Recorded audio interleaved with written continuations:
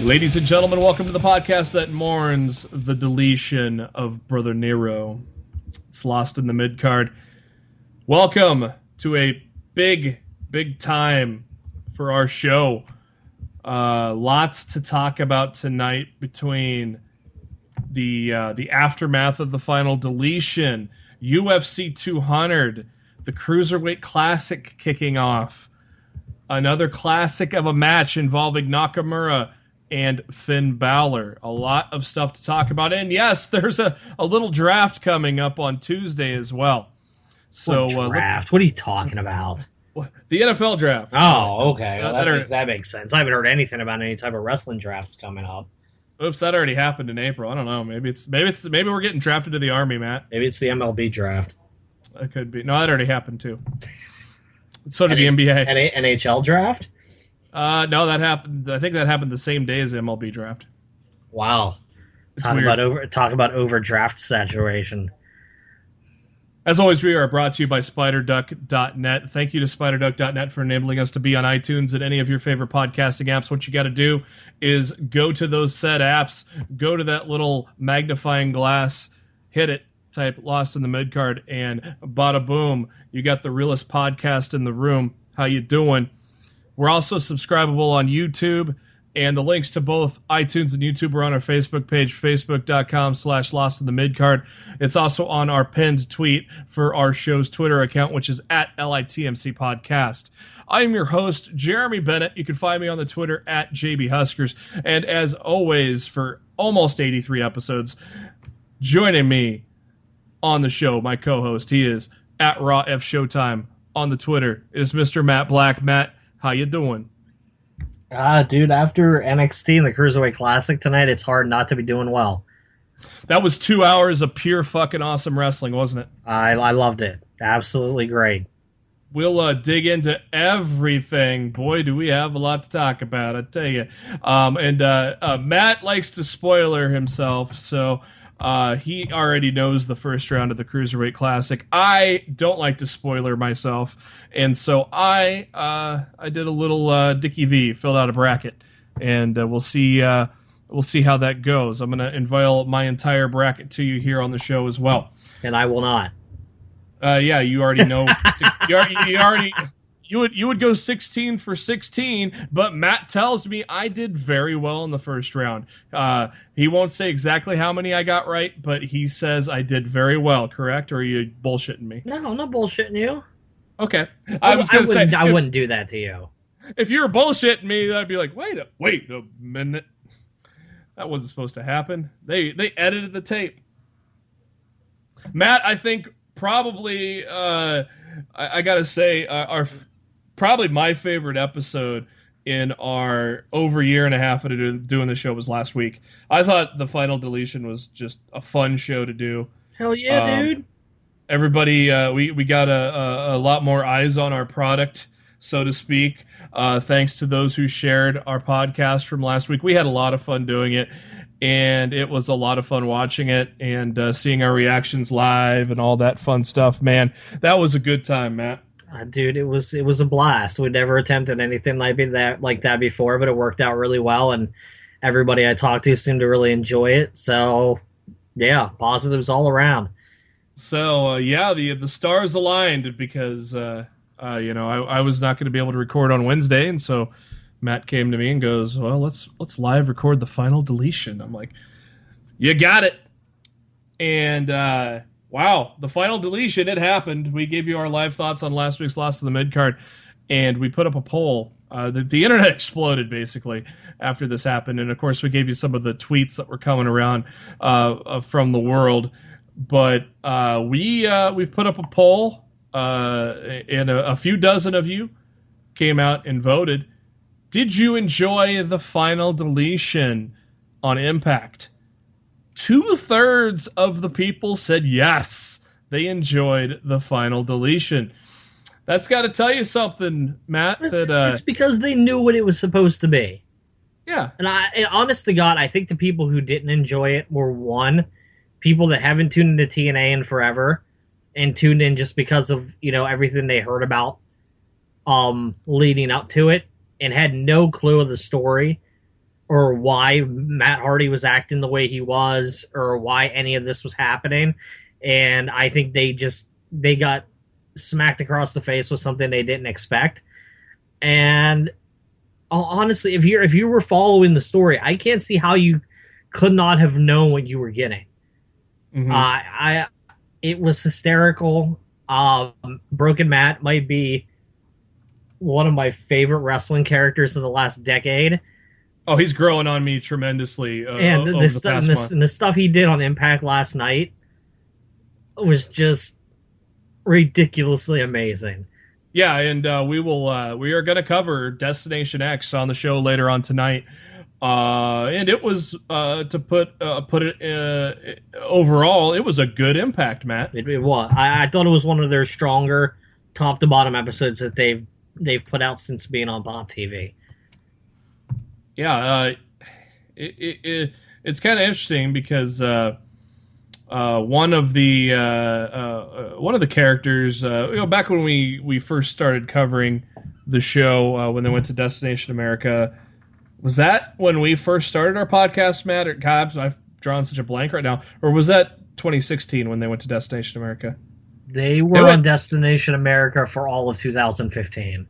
Okay, so it was right when we started our podcast, and we covered almost every week in the beginning Impact Wrestling when they debuted, and we had enjoyed it, and there were some highs and lows, like there has been in TNA for a long time now. But yeah, like one guy that in particular stood out to me on last night's show was DJZ, a guy that you could never take seriously back when he was with the Bromans, and now that he's off by himself, and we'll kind of get into that a little bit later, but very interesting. Obviously, one question Matt posed after we watched the Final Deletion was how was it going to affect the ratings for Impact Wrestling, and it was major. First time they cracked 400,000 viewers. They went 410,000 viewers for the Final Deletion, and that's just the overnight. Mm-hmm. So I mean, imagine what the DVR numbers came in through. Yeah, there's +3s and +7s that they look at too. And the overnight for Destination X was 358,000. It did fall off, but it was 386. Oh, was it? Oh, it was their second highest. It was their second highest week on Pop. It fell off for Destination X, but it was still their largest first showing that they've had since being on the network. Yeah. What happened was they typed 358 here, and then if you move out, yeah. It says 386. Yes, they put the wrong number in on the initial broadcast. But yeah, so 386, even better. I think that's awesome. That means they kept a lot of people who tuned in last week. Yeah, for the first time in a while, and they brought them back. Yep, that is the second best ever showing for them. With of course the Final Deletion being the best, and then May 24th was the biggest ever crowd at 359. God, you remember what happened on that? Something happened on Impact. I can't. Oh, it was it EC3? On which one? Their highest broadcast before the Final Deletion on May 24th. That would have been they hit 359,000. Was that the face turn of EC3? Ooh, it might have been, man. I'm not very good with TNA date histories, especially in the year 2016. We will talk about the New Day traveling to the Wyatt compound, and of course it has all the similarities of the Final Deletion, and Broken Matt Hardy took to Twitter and said, "I see the Great War has become interpromotional. I now have a myriad of Brother Neros to delete." Did you see Bray and Matt go back and forth on Twitter last night? I did not. What happened? Let me see if I can pull it up. Oh wait, I got one tweet. Oh no, I don't have one tweet. I have another response to I have a response from Matt Hardy. Must have been in response. Yeah, I will. Okay, well, let me read Bray's, and I'll let you read Matt's response to Bray. Bray tweeted out, "Love me or hate me, I am the single most creative thing this industry has seen this century. Constantly imitated, but there is only one me. Lest we forget, without Bray Wyatt, perhaps no one would have been #broken in the first place. Go ahead and lie and say it isn't true. #I am the way." Ooh, and broken Matt Hardy responds to brother Nero Wyatt. I have never asked for my broken condition. It's a curse. You have an open invite to my battlefield. And suddenly, I really want to see Matt Hardy versus Bray Wyatt. You might. You would have never got me to say that 6 months ago. If you had told me 6 months ago I wanted to see Bray Wyatt versus Matt Hardy, I'd have been like, dude, you're on something. Shut up. But yeah, I'm sold. I want to see broken Matt Hardy against Bray Wyatt. Yeah, Matt has been just brilliant with this thing. We all made fun of it in the beginning, but now we all understand it. Yeah, I'm all about it now. I'm totally on board. I love it. Last weekend was what was supposed to be a monumental UFC 200, but it was marred by a lots of shit over the past few months, from Conor McGregor all the way to just days before with John Jones getting suspended and possibly a one-way ticket to Bellator. Overall, Matt, I thought it was a decent show. Could have been better. It could have obviously been worse too, though. What did you think of UFC 200 as a whole? It was all right. It definitely lost to me. It lost a lot of the hype that it was behind it when Jones and DC got canned. When that happened, I was just like, I'm not nearly as hyped about the show. Then I thought it was kind of cool that Brock was going to main event 100 and 200. And then they took it away from him and put Tate and Nunes in the main event slot, and I'm just like, I lost a lot of hype for that show within like the last 72 hours going into it, and yeah, I thought it was okay, but it definitely did not. To me, it did not live up to the hype of what I was hoping and expecting it would be earlier on in the week. The main card opened up with a couple of heavyweights. Travis Brown coming out to the Karate Kid theme. How about that? That was great. He took on, of course, former champion Cain Velasquez, and I was a little surprised that out of the blue, Velasquez hit a Furious Strikes, and it was stopped just seconds before the end of the first round. Yeah, like 3 seconds. Yep. In a match I was hoping would be better, I was a little surprised, but at the same time, Jose Aldo and Frankie Edgar, I thought would be a little more even. But in a way, I'm kind of happy that Aldo sort of dominated that for most part, because I like the setup of an Aldo and McGregor rematch, Matt. I don't like Aldo at all. I loved seeing McGregor knock him out in like 13 seconds. It honestly is probably one of my favorite moments in UFC history, because I just don't like Aldo's demeanor. I don't like how he carries himself. I don't like him as a fighter. I find most of his fights to be extremely boring. He's very effective in there. To me, he reminds me a lot of like a Floyd Mayweather fight. Like you get all the hype of what he's going in there, and then he gets in there and bores me for the entire fight.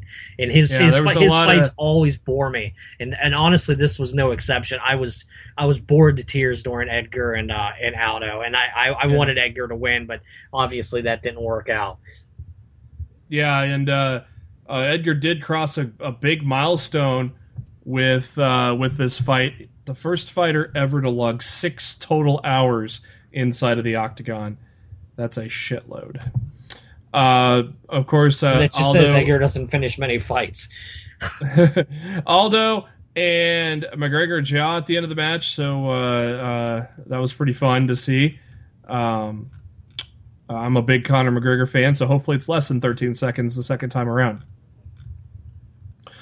Daniel Cormier still fought. Unfortunately, his purse got cut by half, which I thought was ridiculous. Yeah, Not his fault. not his fault. No way No. his purse should have been cut in half.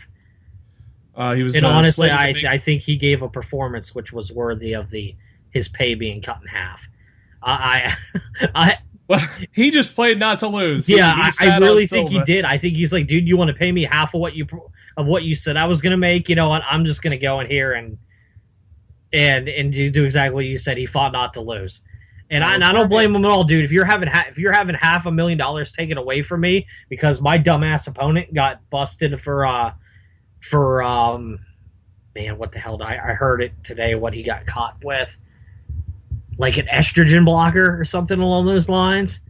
Yeah, you're gonna take half of that money away from me. Psh, yeah, you ain't getting no awesome fight out of me, and you most certainly did not. But on Silva, top of that, Cormier Silva coming in on 2 days' notice, he wasn't in. I don't think he was in the best of shape either. Well, first off, props to Anderson Silva for taking it. Answering, yeah, for taking agreed. it 48 hours, but. Daniel Cormier is 18-1 now. A loss to Anderson Silva on 48 hours notice would have been devastating for Cormier. So I don't blame him one bit, paycheck cut or not. I don't blame him one bit for the way he did things. But there was a minute there in the third where you thought Silva was gonna make the lights go out, though. He had a little bit of a flurry there, but it was not meant to be. Silva's always dangerous, but I mean he's gotten a lot less dangerous over the last few years. You would have told me Brock Lesnar and Mark Hunt would go the distance, I would have laughed my ass off. Well, I guess I'm laughing my ass off. It was probably my favorite fight of the night. It was fun. To be perfectly honest. And I didn't think it was going to be. I definitely thought this was a one-round fight. I was shocked that this went the distance. The takedowns were the difference, obviously, with Brock Lesnar, though Hunt did have a couple of good sprawls on the takedowns himself. And interesting, everybody was saying, oh, Lesnar's coming out to his WWE music. No, he came out to Enter Sandman. The only thing missing was him cracking Budweiser cans on his head. I mean, it's just, that's his UFC theme. You go back and watch his previous fights. That's his music. That's what he comes out to. Yep. Once again, Dave Meltzer was wrong. Who'd imagine that? Yeah. If I had a dime for every time I said that on this show, I'd have lots of dimes. Oh, man, I'd be rich. Yes, it was an entertaining fight. I'm extremely happy for Brock Lesnar because he looked great in this match. There were outside of the second round, which I called it Mark's round. I think Lesnar won 2 rounds to 3 in this. I think Hunt figured something out in the second round, but then Lesnar adjusted and just dominated him in the third round. But it was a great heavyweight fight that it gave us a lot more than we were expecting. I was expecting 2 minutes, somebody's gonna get knocked the fuck out. They didn't come fists a flying. There was a couple times it looked like the referee almost stopped the fight in favor of Brock. Mm-hmm. Hunt's just ridiculously strong, and he might have taken a hit that night, but I guarantee he felt it on Sunday because Brock hammered on him in the first and the third rounds, pretty damn bad. Especially pinning him on the ground and just constantly throwing those shots while pinning Hunt's head on the ground, man. Yeah. And the main event of the evening was for the championship. I can't remember the division these ladies are in now. It just bantamweight. Escaped. Right? It's a bantamweight. Bantamweight. It just escaped my mind. This one didn't last so long. 3 minutes and 16 seconds into the first round. And it was over as soon as Tate got her nose broken. I think it was over long before that. Tate, she just did not look confident coming to the octagon. She did not look like she was ready for a fight. I don't think she was ready to be in the main event of UFC 200. That too. I think that was a lot on her mind. But her nose got broken early. Yeah. Her nose got broken in the first 30 to 45 seconds of that fight. Like, I might be off on the timing or whatnot, but it was really freaking early that she got her nose broken, and she was not the same for the rest of that fight. She was dead on her feet. And it's just, it is what it is. And sometimes all it takes is one punch to turn the tides of something. And yet she got caught, and she got her nose shattered, and that was the fight. She never recovered. And honest to God, I don't know many people that could recover from getting your nose smashed in like that. 3 minutes and 16 seconds into the first round. Oh, hell yeah! What? Nunez lands the rear naked choke to make Miesha Tate tap out, and that Bantamweight Championship continues to be a hot potato now. Some people say that's bad for the division. Some people say it's good, Matt. What is your take on the hot potato championship? I think if they had more established stars in the women's bantamweight edition, I think it would be a good thing. At the same token, we're looking at a division who, popularity-wise, it's Ronda, it's Tate, and then it's everybody else. I think it's overall bad for the division unless they can create new stars in the process. And yeah, I definitely think the money was in Tate retaining and facing Ronda for the title when she came back, and obviously that's not going to happen, so who knows what happens now. I'm hearing there's a chance that due to Tate's injury, she might have a 6-month medical suspension following UFC 200, where she can't even fight again for another 6 months. And see, that's something that could have easily happened to Brock Lesnar. Yep. And could you imagine what WWE would have been if he would have been in a 6-month medical suspension after being in the Octagon with Hunt? He would have been out for the rest of the year. I still don't know if that pertains to WWE or not, though. I don't know, man. The athletic commissions are the same. Like, the athletic commissions in each state are the same for WWE and UFC. So it could have been really, really bad for WWE.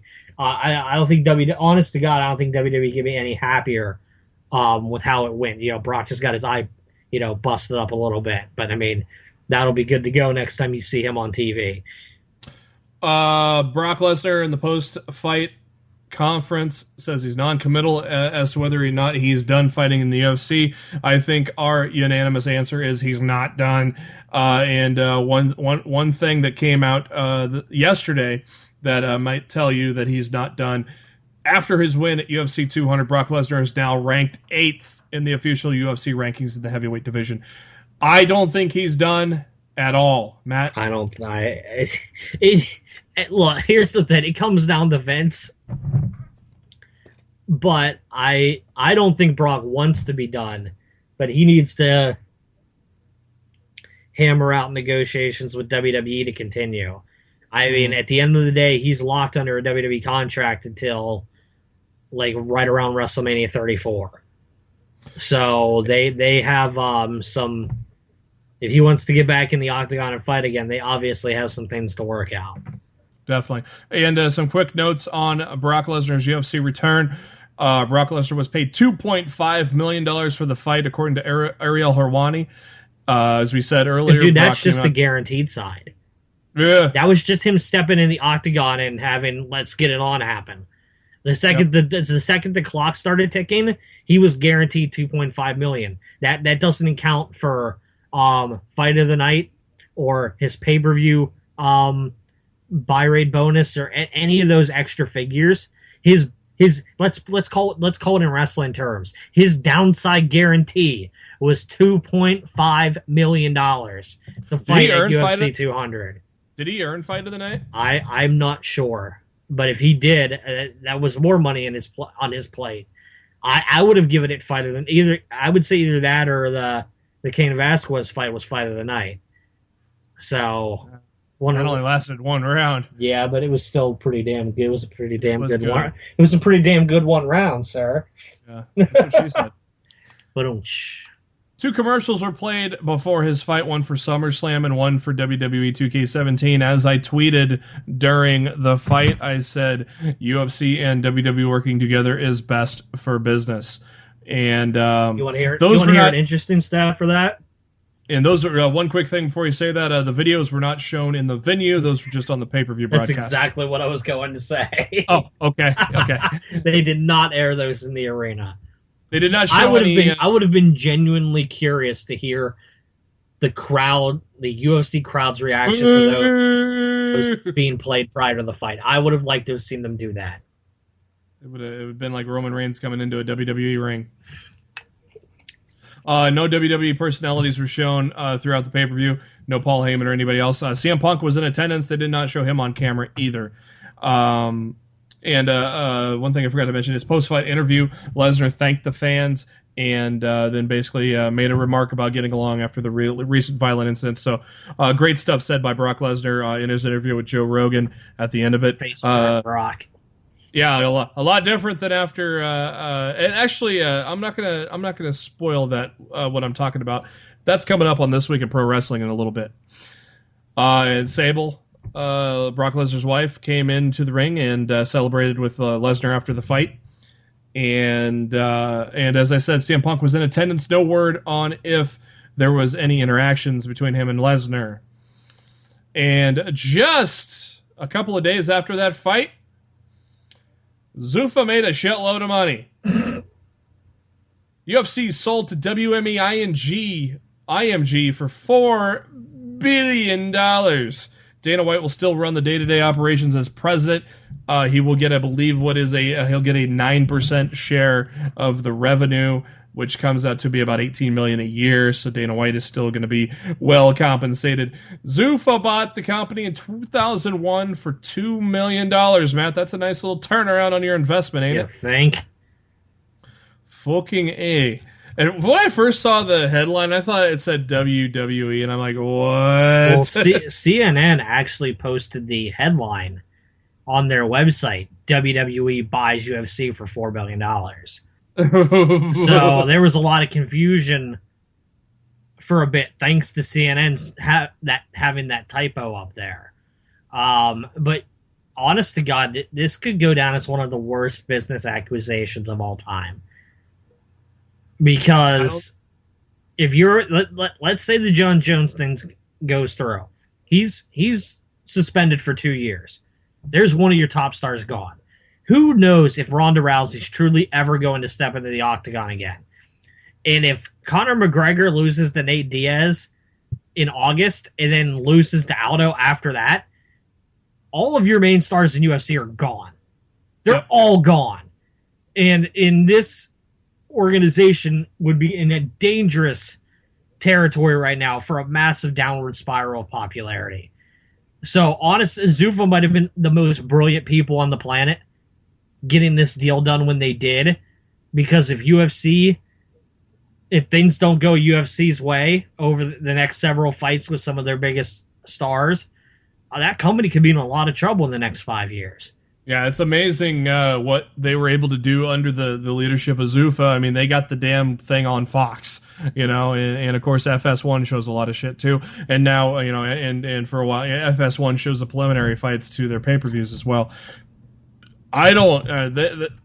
There's going to have to be something drastically changing in the UFC for them to make money off that investment. I don't see how they can make money off of this thing. But hey, you have to have a lot of money to spend a lot of money, so I'm sure they're okay. Our own Matt Black was in Baltimore for Women of Honor and Ring of Honor this past Friday. I've read that about 700 people were in attendance for the women and about 1,000 for the regular card. And Matt, I heard it was a hot crowd. Yeah, it was a good crowd all night. I was really happy with the turnout for the Women of Honor show. I was kind of worried that a lot of the crowd would not show up for the first event of the evening, but now I was pleasantly surprised. And yeah, I really enjoyed the show. Timing was off on everything that night. The doors opened late. The Women of Honor started late. I think they still managed to get the bell time on Aftershock off on time, but at the beginning of the show, everything seemed to be running behind. But I had a hell of a good time from top to bottom. So you got a treat with Mandy Leon against Hanaya the Huntress. They went 2 out of 3 falls. damn right. What'd you think about that match? Dude, it was great. Easily my favorite match of the.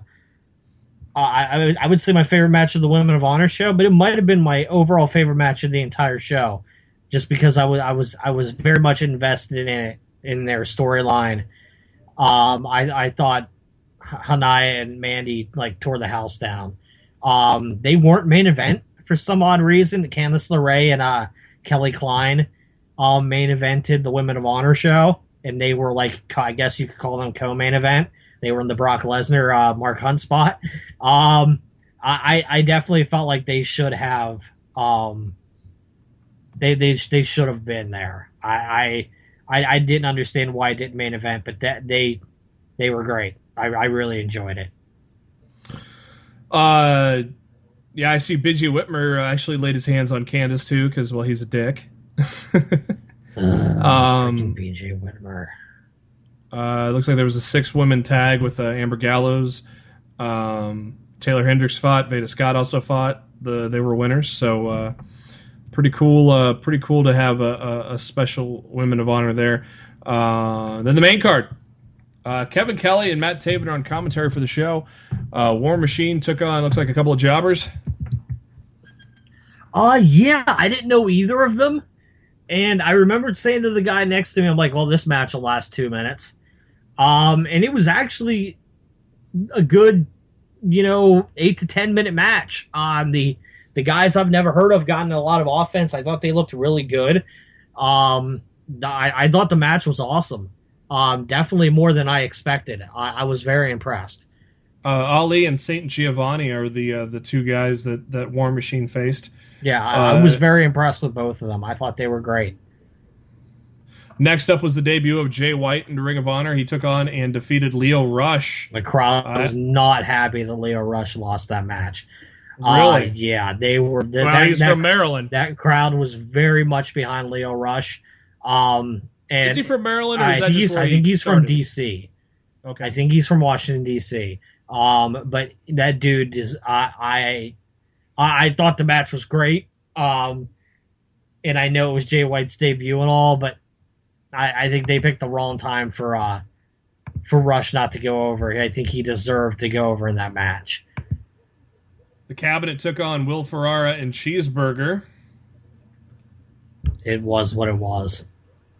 and nothing to write home about. It was whatever. Bobby Fish took on Kamatachi. Christopher Daniels was at ringside, so it looks like he got involved a little bit. Well, what did you think about this match here? Let me just put it this way. Bobby Fish no-sells everything. He no-sold a kick to the dick, dude. I'm done with that guy. Honestly, it was one of. Yeah, I'm starting to wonder if he has a dick. I was not impressed. But honestly, that was probably my least favorite match in the show. Apparently, there was a marriage proposal during intermission. Yeah, it was pretty cool. They brought out the dude from the backstage area, and he called out his girlfriend out from the crowd, and they did the proposal in the ring. It was pretty cool. I didn't expect it. I thought that was pretty neat. So Ring of Honor kind of Ring of Honor hooked them up. Nice. I see there were a lot of streamers thrown into the ring that'd have been fun to see. Joey Diesel Dadiego takes on Cauliflower Chase Brown. Looks like this squash match. Lots of baby Batista chants. Does Cauliflower Chase Brown have cauliflower ears? No, he actually comes out chewing a piece of cauliflower. Wow. I wish I was making that up. Him and Cheeseburger should have a feud. Yeah, this match was very whatever. I honestly wasn't even paying that much attention to it. 4-way match. Mark Briscoe gets the win over Sabin, Dijak, and Kazarian. This match was awesome. Sabin got busted crazy good match. Sabin got fucked up. His eye got something around his eye got busted open really badly. I actually tweeted out the photo last Friday night, if you go to my Twitter account and check it out, Chris Sabin tweeted something along the lines of pro wrestling and a picture of his eye all fucked up, and I retweeted it and said, "So this happened in Baltimore tonight." Yeah, his eye was messed up.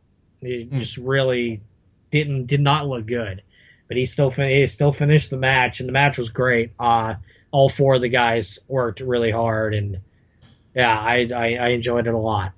It almost seems like Mark Briscoe's on the verge of a singles push. Yeah, he's going to be challenging. He's the next in line to challenge Bobby Fish for the television title. Has he held the television title before? Oh, I'm sure at some point he has. I just couldn't tell you when.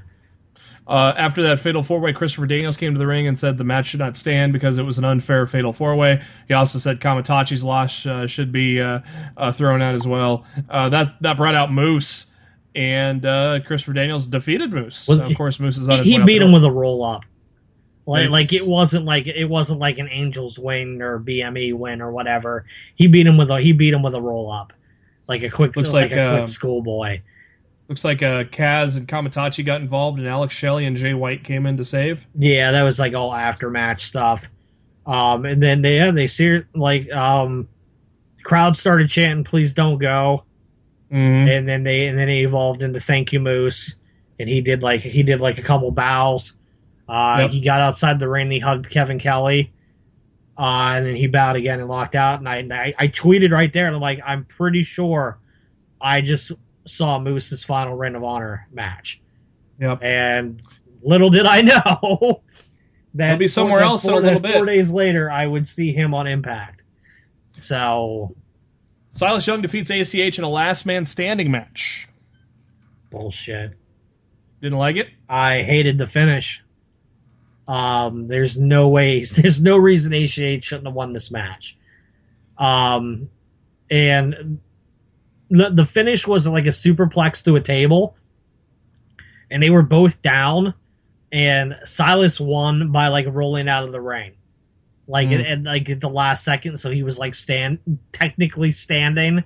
Yeah, and it was a bad finish. And honestly, after Silas, took a dump on the company a couple weeks ago by announcing he was a free agent, that his contract hadn't worked out yet, I definitely think he should have been punished by doing the job in there Friday night. I'm assuming him winning means they've got their contract snafu worked out, but I still would have put him in his place for running his mouth on social media.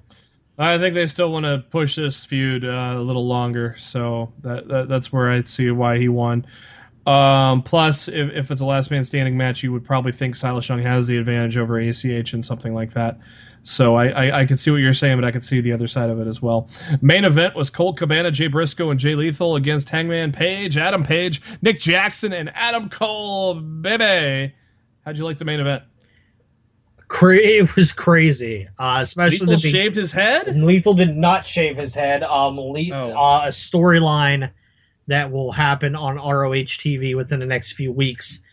His head was shaved by Adam Cole and the Bullet Club. So that's what happens. But yes, Jay Lethal is completely bald now.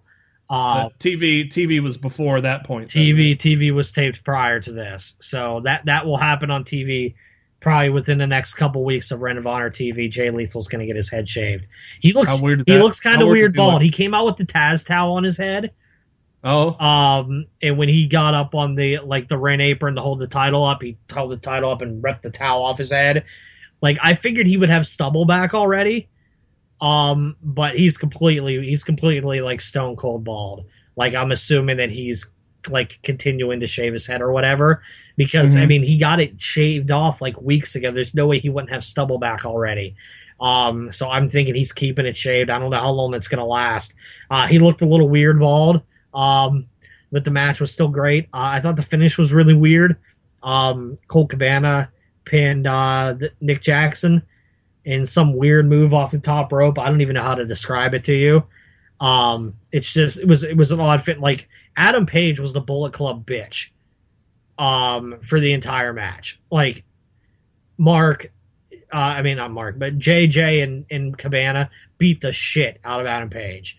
And it was other than when Page wasn't in there, it was truly like, back and forth, tons of super kicks, what you'd expect from a crazy match like this. Just the finish felt really little weird. It's a little weird. But ROH did announce after the main event that they would be returning on October 29th for a TV taping. So I'm kind of excited about that because obviously that means when they come back, they'll be bringing their giant Tron stage that they didn't have there for the house show. So I'm excited to actually see that in person in a couple months. I'll definitely be going back in October to see that television taping. And hopefully by then I've won the lottery and I'll fly out and watch that too. That would be awesome. We would love to have you there. So any other news and notes? Anything? Any other thoughts from the Night of Honor there? I picked up a new Young Bucks shirt, which is pretty badass. It's not on ROHWrestling.com yet, so I'm assuming that it'll be on there soon. Just a really neat design. It kind of reminded me of like a Star Wars type logo. It says Young Bucks, and in the middle it says Super Kick. I hadn't had a Young Bucks shirt yet, so I had to grab one. Yeah, I thought the crowd was hot all night. The attendance was really good.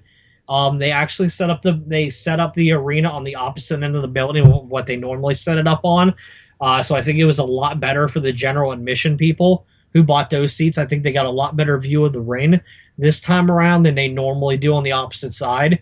So I hope they continue to set up the arena where they did this time around, because I think it's better for everybody involved in the arena where they set up this time around. I can't wait for them to come back in October. I really enjoyed the show, and I can't wait to see some ROH again live in a few months. Very cool. Yeah, unfortunately, they don't come around my neck of the woods, so Chicago is probably the closest place they come to, and that's like an 8-hour drive. Yeah, that's why I was begging Kerry Silicon to bring to Nebraska, but he said the chances are yeah. He no sold your ass. He knows. He Spanish table announced me. Touche. Let's go into some headlines. Rock, is he hacking the Taz? Oh no. Dwayne "The Rock" Johnson is going to have a Rock the Promo show on his new YouTube channel where people can send in wrestling-style promos to be judged by wrestling personalities. It's going to be structured in a 32-person bracket competition. If you're a fan of the Taz show, you know the Taz was doing that every Wednesday for since the beginning of time. Taz. I think the thing that really put up the alert was the fact that the Rock the Promo is a 45 seconds in length promo. And that's the exact same length that they have set up for Hump Day promos. So I think it just kind of, I think the specifics of the competition is what really, is the reason why things got heated to begin with. Taz took to Twitter and said, "My bro, The Rock straight up gimmick infringed on a weekly series I've been doing for a year now on my show. I've been doing Hump Day promos for 1 year. Rules never changed. 45-second promo. We all worked hard. Now The Rock doing it. Wow." Dwayne Johnson told Taz on Twitter, "I had no idea you even had a radio show. Our show is just for the fans to have fun. No heat. This is silly. I'll text you." Taz said, "Just proud, protective of my content. I have no beef with The Rock. You should do your homework."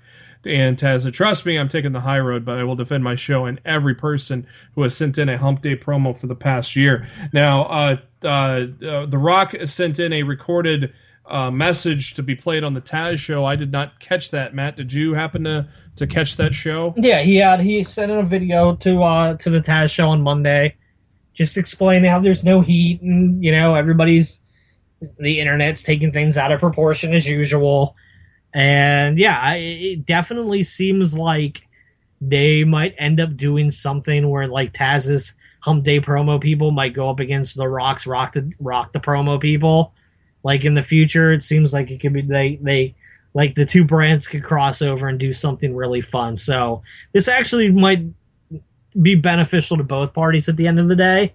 And I mean, it never hurts to get your name out there, and The Rock's followed by 10 million people, so if The Rock's talking about Taz's show in a positive way, at the end of the day, just a lot more people know about the Taz show now than they did a week ago. So, The Rock, if you ever want to talk about Lost in the Midcard, yeah, we would be more than grateful to let you say whatever you want. And you can hack the fuck out of us, too. It would be great. So, you can yeah. hack the fuck out of us. I don't know what you can hack from our show, but The Rock will always be lost in the main event. We don't really have anything. We don't really have anything to hack. How dare you, sir? I don't know. I still we don't have a Hump Day promo. We don't have, We have burning questions. I guess he could hack percent chance. I guess. What's the percent chance that Rock's gonna be on our show? Probably about 0. 0.0. 0.0000001. Speaking of percent chance, I almost forgot all about this, Matt. We're going to do some percent chance tonight. We'll do that right before. We're going to do a little spoiler alert at the end of the show. We will warn you well ahead of time. We are going to give you what Matt has put together as the NXT Takeover Back to Brooklyn card. That is the weekend of SummerSlam. So we will give you a fair warning when to mute yourself, because we'll close the show with that, and then we'll give you a fair heads up there. We shall be talking about NXT Takeover Back to Brooklyn. I almost forgot. Thank God we were talking about Rock hacking us. I would have not remembered to do percent chance because it has to do with the draft.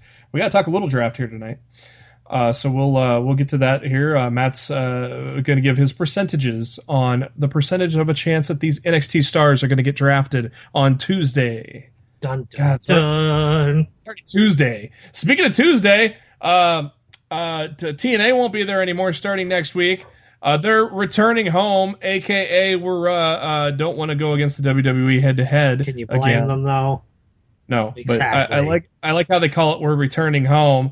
I know you're tucking in the tail and running as fast as you can because it's going to be exactly next week when they start airing Impact on Thursdays. But yes, I don't blame them, and hopefully they continue to put together a good product so we can continue to talk about them.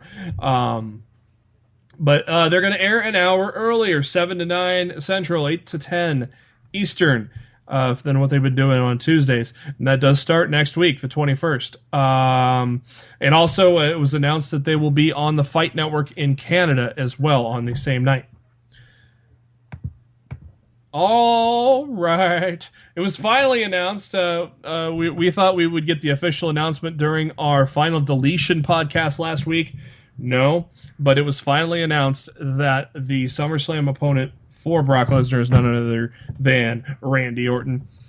So we had speculated that for some time now. Ratings for SmackDown, they have increased a little bit. Actually, their best rating since mid-May, 2.24 million. I did not see any Raw numbers yet, Matt. You? Yeah, they bounced back from 2.6. I think they were 3.1 around there. I mean, it wasn't like amazing, but it was obviously better than July 4th weekend. Let me see if I can find it really quick. I couldn't find it on PW Insider. No, it's definitely there because that's where I read it. Okay. Blah blah blah. Da, da, da, blah blah blah blah.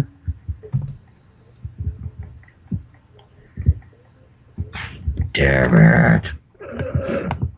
Moose took to Twitter on Friday, July 8th, which was, the night of that Baltimore show, to say thank you, Ring of Honor, for the last 2 years and all the memories. See you down the road. # Moose. Moose. Moose. Moose. So, Matt, you very well did see Moose's final ROH match. I most certainly did. WWE files a trademark for Solid Gold to use for a new character name. Or maybe they're bringing back the Solid Gold Dancers. Remember that show, Matt? I heard that's the name of R-Truth and Goldust's finisher. Oh. So I really don't think there's much more to it than that. Some news from tonight. it appears we may have our first WrestleMania match penciled in. It appears at the ESPYs, of which John Cena is hosting and airing right now. The Big Show has challenged Shaquille O'Neal to a match at WrestleMania. So we'll see if that does happen. It was teased because Shaq was a surprise entrant in the Andre the Giant Memorial Battle Royal. So that was really cool, a moment when we were in Dallas watching that show, to see Shaq come down to the ring. So we'll see if that is going to indeed be the case. I don't think they're pushing something like that on ESPN if it ain't happening. Yeah. I definitely think that's going down. And I think WrestleMania has turned more into a spectacle show than a wrestling show, at least since Daniel Bryan won the title. I think 31 and 32 have been more spectacle-like shows. So yeah, it's a good fit. Yeah. For some. Raw's ratings were 3,171,000.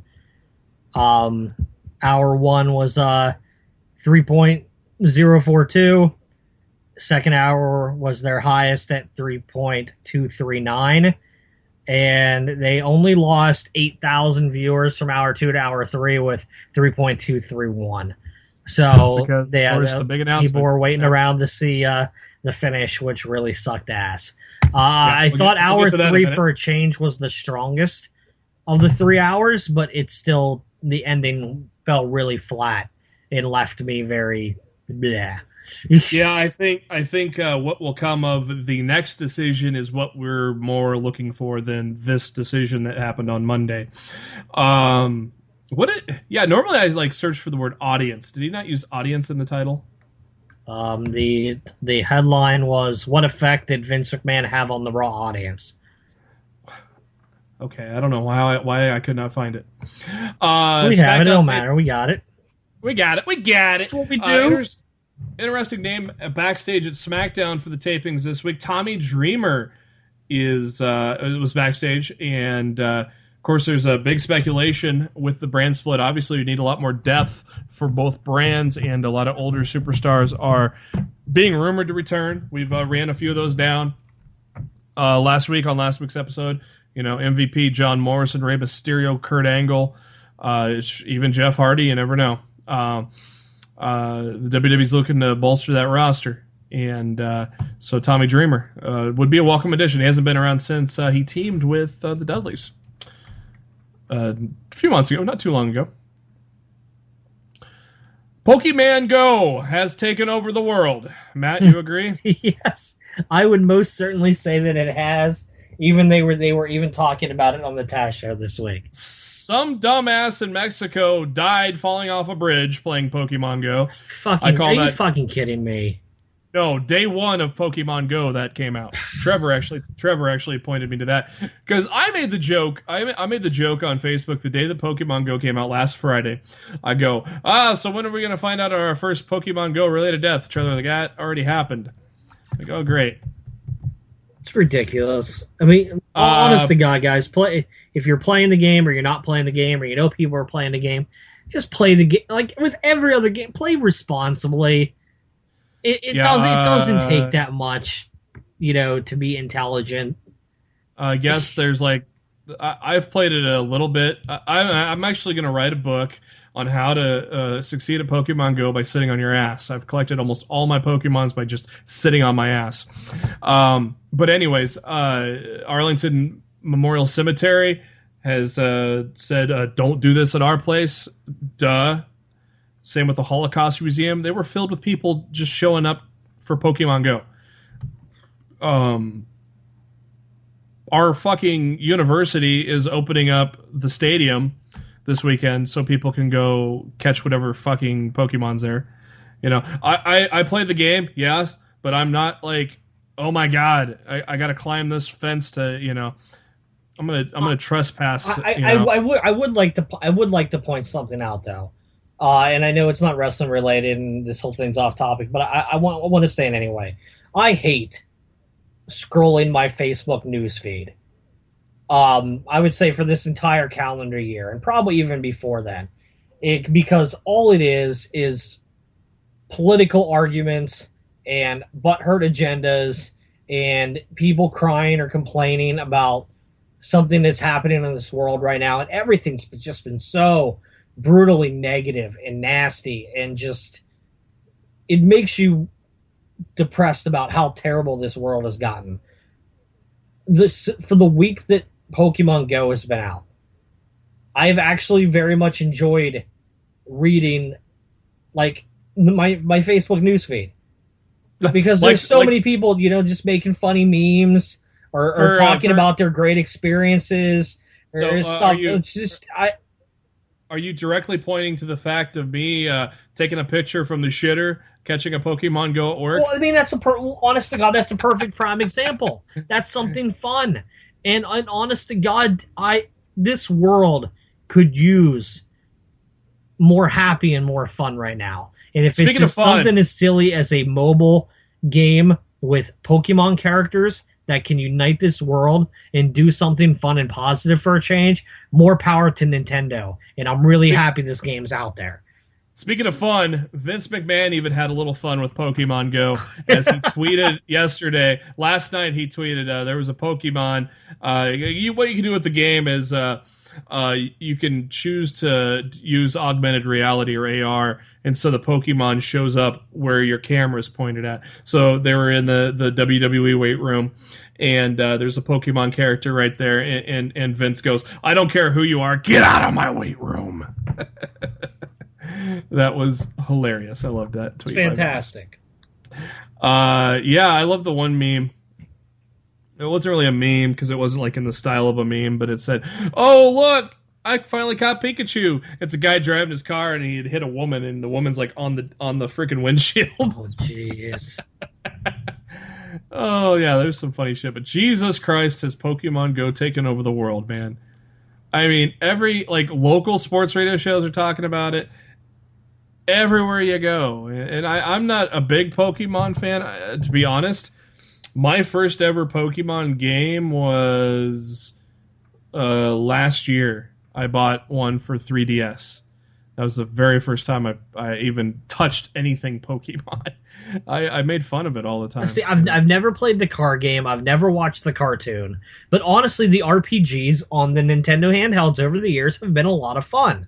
Yeah, that's what I played. So just the fact that this has sparked such popularity across the globe in such a short period of time is mind-blowing to me. But I think it's great. I think anything that can unite the world in a positive manner is fantastic. And I really hope stuff like this continues.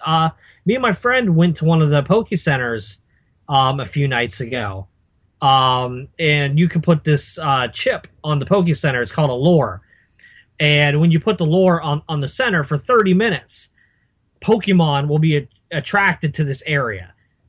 So, but it doesn't work just for you. It works for anybody who has the game. So there's all these people showing up while we're there playing the game, and they want to see what Pokemon we have and what team we're on. And I'm just like, wow, this is really cool. I've never seen a video game bring people together like this. On the flip side of that lure has also been used for people to rob other people, which is... that's what I said about playing the game responsibly. Exactly. Just be smart. Go to the right areas. We did it at a Dunkin' Donuts. Yeah. Some lady, I think in Wyoming, hopped a fence and was going down to the river and found a dead body. Whoa, hey, congrats. Yeah, I mean, look, there's some weird stories out there, but when you have this many people playing the game, that's bound to happen. Nintendo stock went through the fucking roof. Apparently, more people have this game on Android right now than they have Tinder. And Twitter. And apparently, according to Google, the term Pokemon Go is now being searched more than porn. So what does that tell you? It's not downloaded more than Twitter, but it's being used more than tweets are being sent. Yeah, apparently active users are higher than Twitter right now. That's insane. Yeah. It's insane. The fact that a pro wrestling podcast is talking about it, the Taz show is talking about it this week, it's reaching. I don't know if we would have talked about it If it wasn't for Vince McMahon, I don't know if we would have talked about it. We probably eventually would have got there, especially when we have Trevor on the show, because I know Trevor plays it too. But yeah, Trevor's hardcore into it. He's even more into it than I am. So, yeah, I have yet to venture out purposely to get them. I've been sitting on my ass getting them, and I'm doing a pretty good job, I should say. No, I honestly, honest to God, dude, I like walking around the neighborhood getting Pokemon. I think it's pretty cool. This Tuesday is the WWE draft, as some people may know. Get your tablets. Stop lying. Get your tablets and your cell phones out, because SmackDown is going to have a second screen experience during the draft.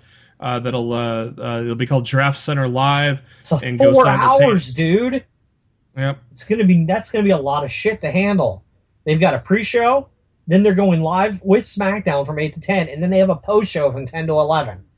Are they doing supplemental picks during those shows? Do you know? From the way the article read on WWE.com, it almost seems to me like all the supplemental picks will happen between 8 and 10 o'clock on the app.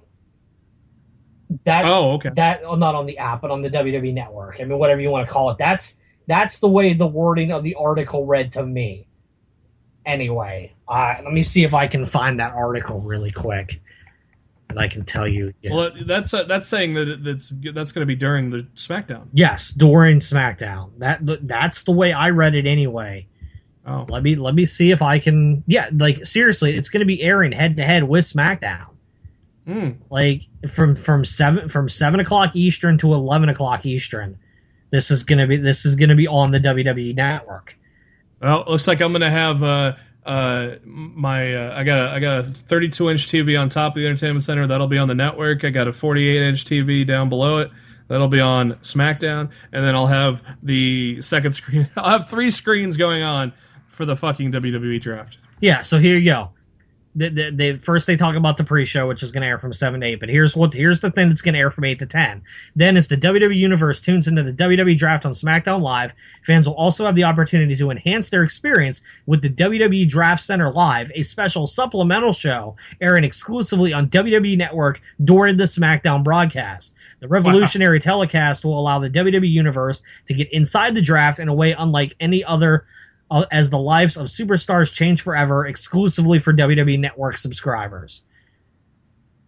And then they have the post-game show afterwards at 10 o'clock. So it sounds to me like you're going to have the main draft during SmackDown, but there's actually going to be supplemental drafts happening while the main show's airing on the network. Like, this is crazy.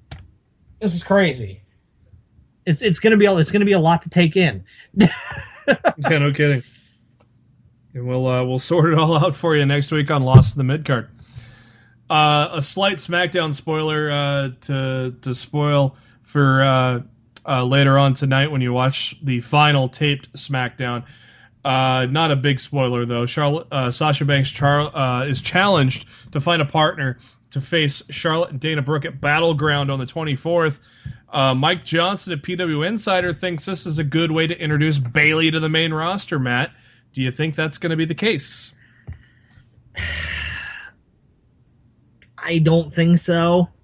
I think the obvious choice would be Paige. NXT taped all of their TV tonight leading into Back to Brooklyn. And there was one main roster NXT talent that was not on any of the shows. And that was Nia Jax. I don't know if that means if there's smoke, there's fire. But I think the odds of Nia Jax being drafted next week have gone up a lot. Yeah, and actually, I'm doing an article for The Richest on 15 shocking draft surprises. Some include NXT stars, some include the returning stars, like we mentioned a minute ago, and I do have Nia Jax in my article, actually. If you guys, here are the people who were not used at the NXT tapings tonight. They were not there. Well, they might have been backstage, but they were not used in any, like, they taped 4 weeks of TV. The final 4 weeks go into Brooklyn. And the main NXT talent that was not featured in any of these 4 weeks of TV were Nia Jax, Finn Balor, Austin Aries, and Ty Dillinger. So take that for what you will. And any of those you could see getting drafted. I really could. Yeah, even though you thought I was saying Ty Dillinger's guaranteed to be drafted a couple of weeks ago. I thought you were crazy, but for him to be absent on 4 weeks of TV heading into Brooklyn, where there's smoke, there's fire. But no, actually, that was when I was talking about Corey Graves being promoted.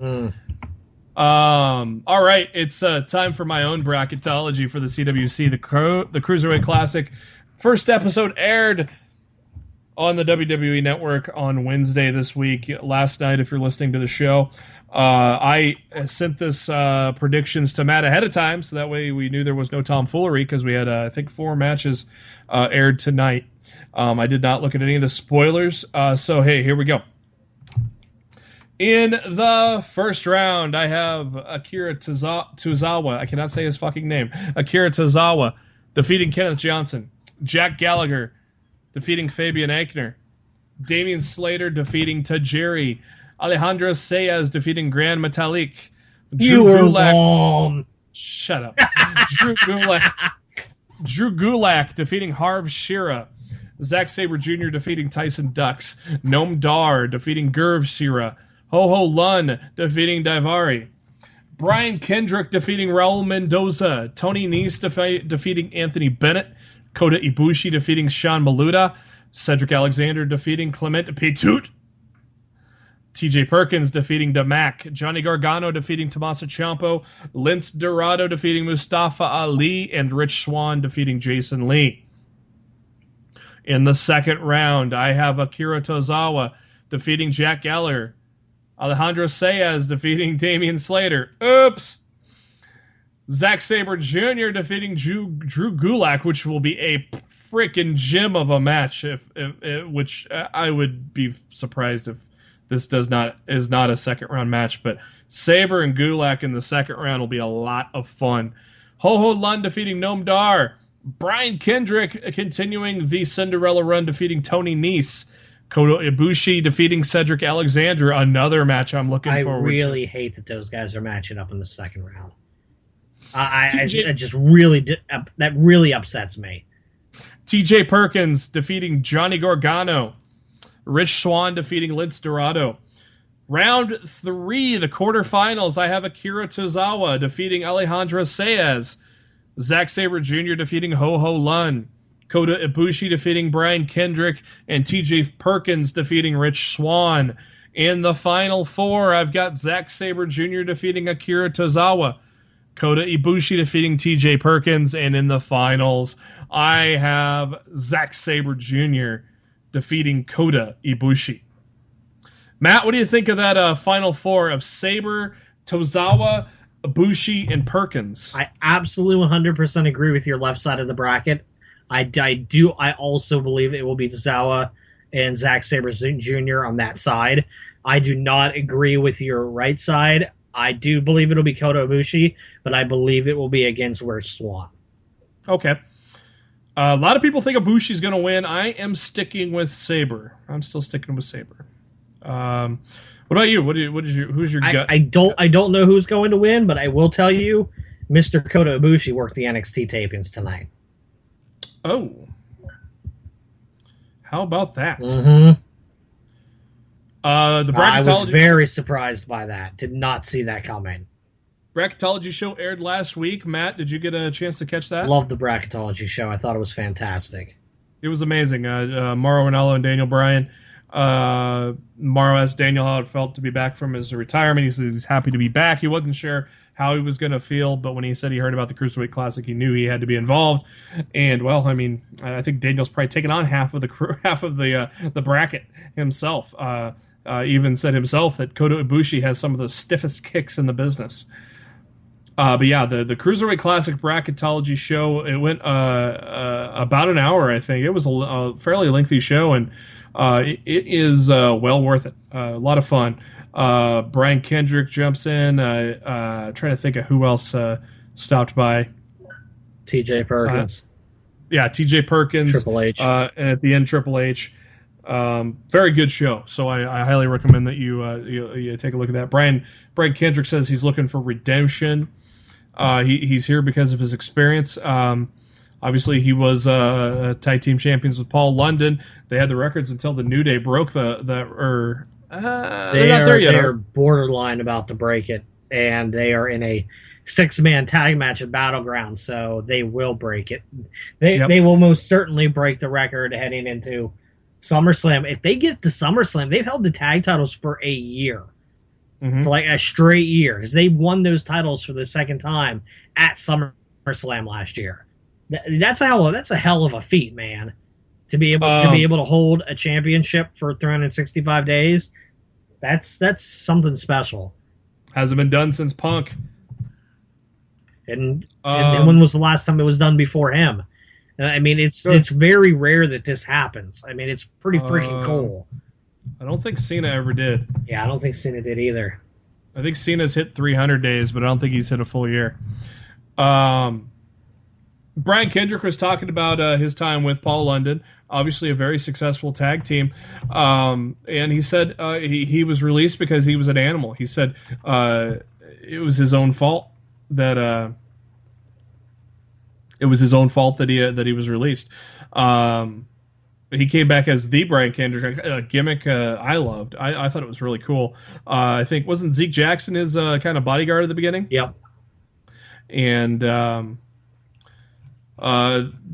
he returned to NXT for a couple of times, kind of more or less to kind of help out the young stars, I believe, is a lot of that. But I really hope... I really hope Brian Kendrick does stick around. Honest to God, I wouldn't mind it if he won the whole thing. Yeah, that would be as a redemption story, and then he returns to the main roster afterward. Honest to God, I would not mind it at all. And I know there might be some people out there that would have an issue with it, but I think it would be a great feel-good story, and I think it would be really cool. I wouldn't have an issue with it at all. Yeah, I easily see him winning the first 2 rounds. Unlike Tajiri, I mean, I think he's there just for a nostalgia factor. But I think Kendrick, I don't know if I would have put him into the 3rd round after seeing the bid on bracketology. I would have definitely had him winning 1 match. But then once I kind of looked again in his 2nd round match, I'm like, I think he can win that one too. So I think he's set up pretty well until he gets to that 3rd round where he's going to have himself his hands full in that 3rd round when he if things all come to plan when he takes on Ibushi. How big of an upset would it be if Cedric Alexander upsets Kota Ibushi in the 2nd? Oh, I'm just putting that out there. That would be massive. No one would see that coming. No, not as much as they've been pushing Ibushi. That would be something cool to do, though. We'll get to this week's Cruiserweight Classic here in just a minute. But to go back to the championship thing, Matt, John Cena held it for 380 days in 2000. He did do a year. All right. Randy Savage did a year. Hogan 364. Yeah. This is, of course, we're not counting. Well, Hogan had it for 1,474 days. We're not, but I mean, of course, that shows how little that this has actually happened to hold a WWE championship for 365 days or more. It rarely happens. So the New Day is in very rarefied air right now of being able to join that class to say that they held a WWE title for 365 days.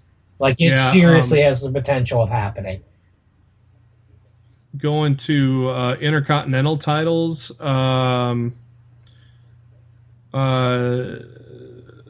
the only modern day lengthy record was The Rock at 265. Savage did hold it for 414 days. Other than that, it's Honky Tonk Man 454. And the Honkamita! And that record still holds to this day. Yeah, I don't think that, honest to God, I don't think that's ever going to be broken. You don't think The Miz is going to break that? No! No, honest to God, I never see the Honky Tonk Man's Intercontinental title reign being broken. I don't. Only two guys ever held the U.S. title more than a year, and it was Lex Luger and Rick Rude. Ambrose had it 351 days, and I think close. And Ambrose defended it like 3 days. Ouch! That was a terrible title reign for it being 351 days. Hey, right below him, MVP at 343. Damn. I did not realize his title reign was that long. Yeah. They're back to the draft. I'm coming to SmackDown. I'm balling. I'd love to see MVP come back. I don't think he's going to, but I'd love to see him come back. MVP is also on my article, but that was a last-minute addition because he replaced a guy named Moose. You jobber. Well, I wrote the framework for the article well before Moose debuted in TNA, so. Dude, honest to God, you know what? I want to put TNA over. They're letting him keep his name. They're letting him keep his ROH entrance theme. They didn't change a damn thing about the character. No. Coming out doing the Moose thing with the theme, he is the exact same character he was leaving ROH and entering TNA, and that never gets to happen. Nobody ever gets to see the entire character in their entrance theme and everything. That's unheard of. Word came down, I believe, from Mike Johnson that the NXT decided not to offer him.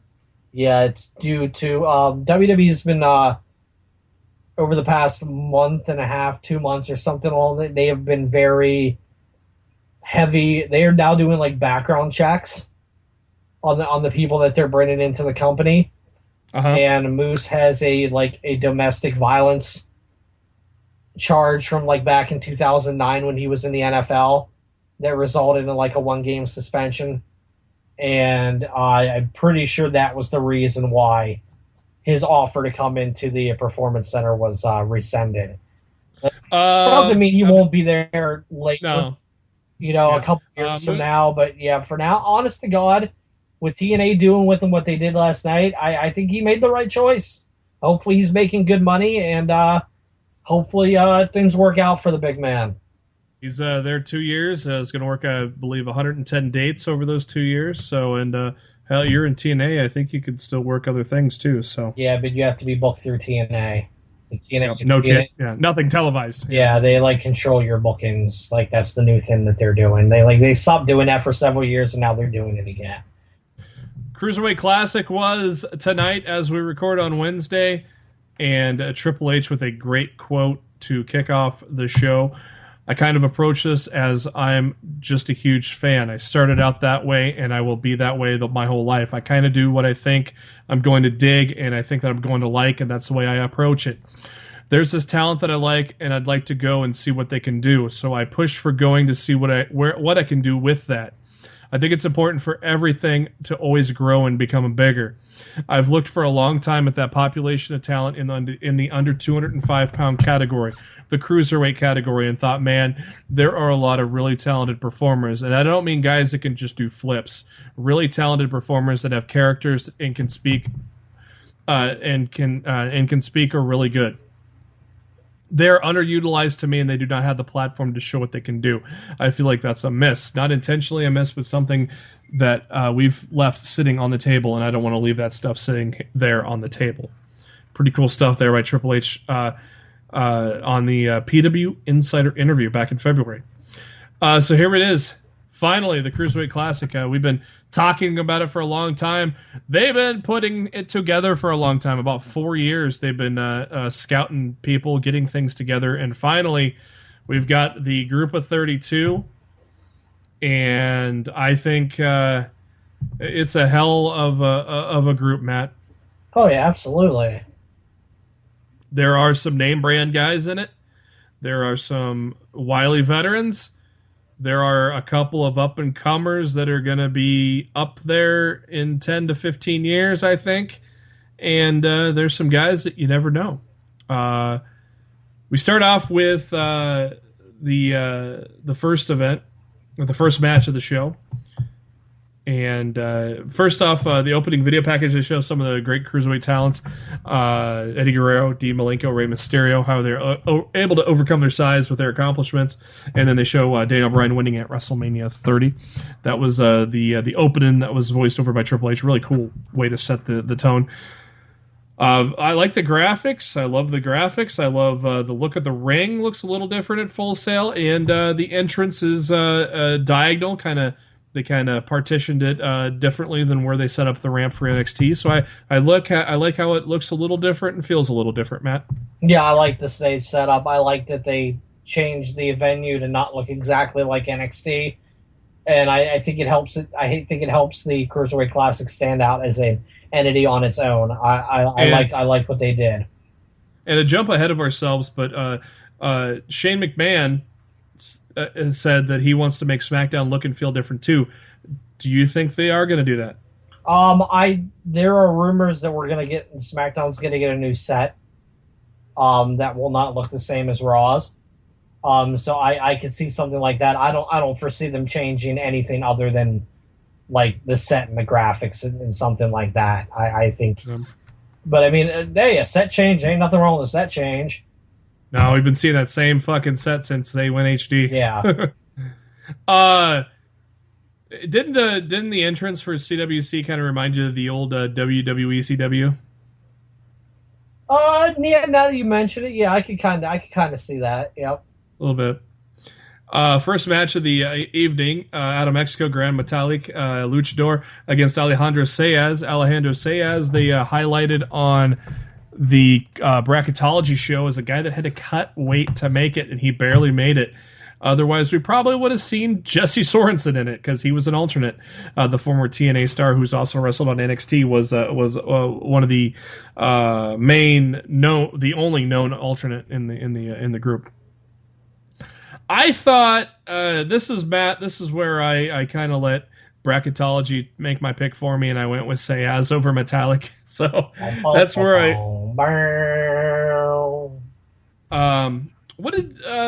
was impressed with Metalik. Saez looked a little slow, kind of, didn't you think? You a little bit, yeah.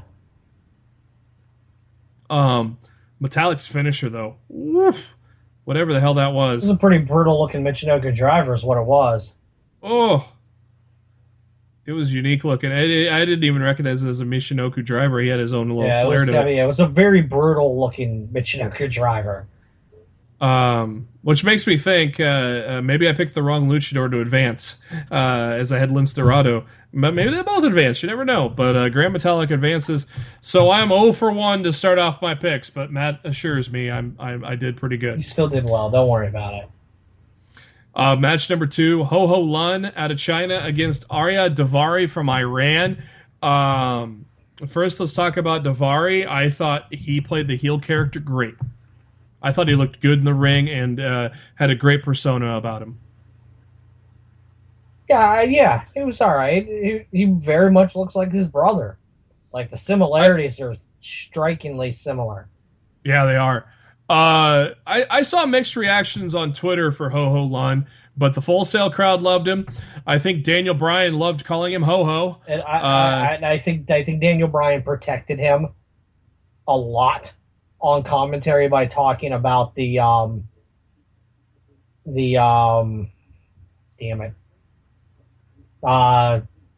jet lag. Oh yeah. That they claimed he was suffering from. And maybe he was. Maybe he did have some jet lag. We don't know. But they definitely they did an excellent job of protecting him on commentary. And it'll be very interesting to see how he delivers in the second round of the tournament. The crowd seemed to like him. Oh, absolutely. He was definitely a crowd favorite. I have him going into the third round. I couldn't see the Bollywood boys I like, but I think there'll be an NXT tag team. I don't see any one of them being a singles push, especially in this tournament. So I had them both lose. But I think that Bollywood gimmick, I think that'd be a good NXT tag team. So I had them both losing. So that means Noam Dar goes on to the next round. And I still thought maybe Ho Ho Lun would be maybe a little bit of a Cinderella babyface for babyface literally because he's so young. So we'll have to see how that plays out. But I didn't feel as good of putting him in the third round after seeing him tonight. But the Full Sail crowd did love him though, so that was good. The next match, Clement Petut, or I don't know how you say it. His last name sounds like you're spitting. And a great reaction for Cedric Alexander. Of course, Clement Petut from the France, Cedric Alexander from the US of A, Charlotte, North Carolina. The crowd loved Cedric, and I thought Cedric looked great. Absolutely, 100% agree. He was a star tonight. I said this on Twitter. Pencil him into NXT once this is said and done. I think that's a given. This guy's got it. He showed some flash and some flair we've seen on Ring of Honor, and some that I think we haven't seen in Ring of Honor because this is his big shot. So he gave it all he got, and it was great. And Petut from France, I thought he looked pretty good too. I didn't think it was probably it was probably the best match so far. It was definitely the best match so far of the show at that point. Yeah. Yeah. So far, I say. But Alexander got the win with a backbreaker type of move. So he didn't use the old Sky High that he used to use in Ring of Honor. So he's using his own little different move for the CWC. Kind of looked like the lumbar check. Yep. That's what Morrow called it, I believe.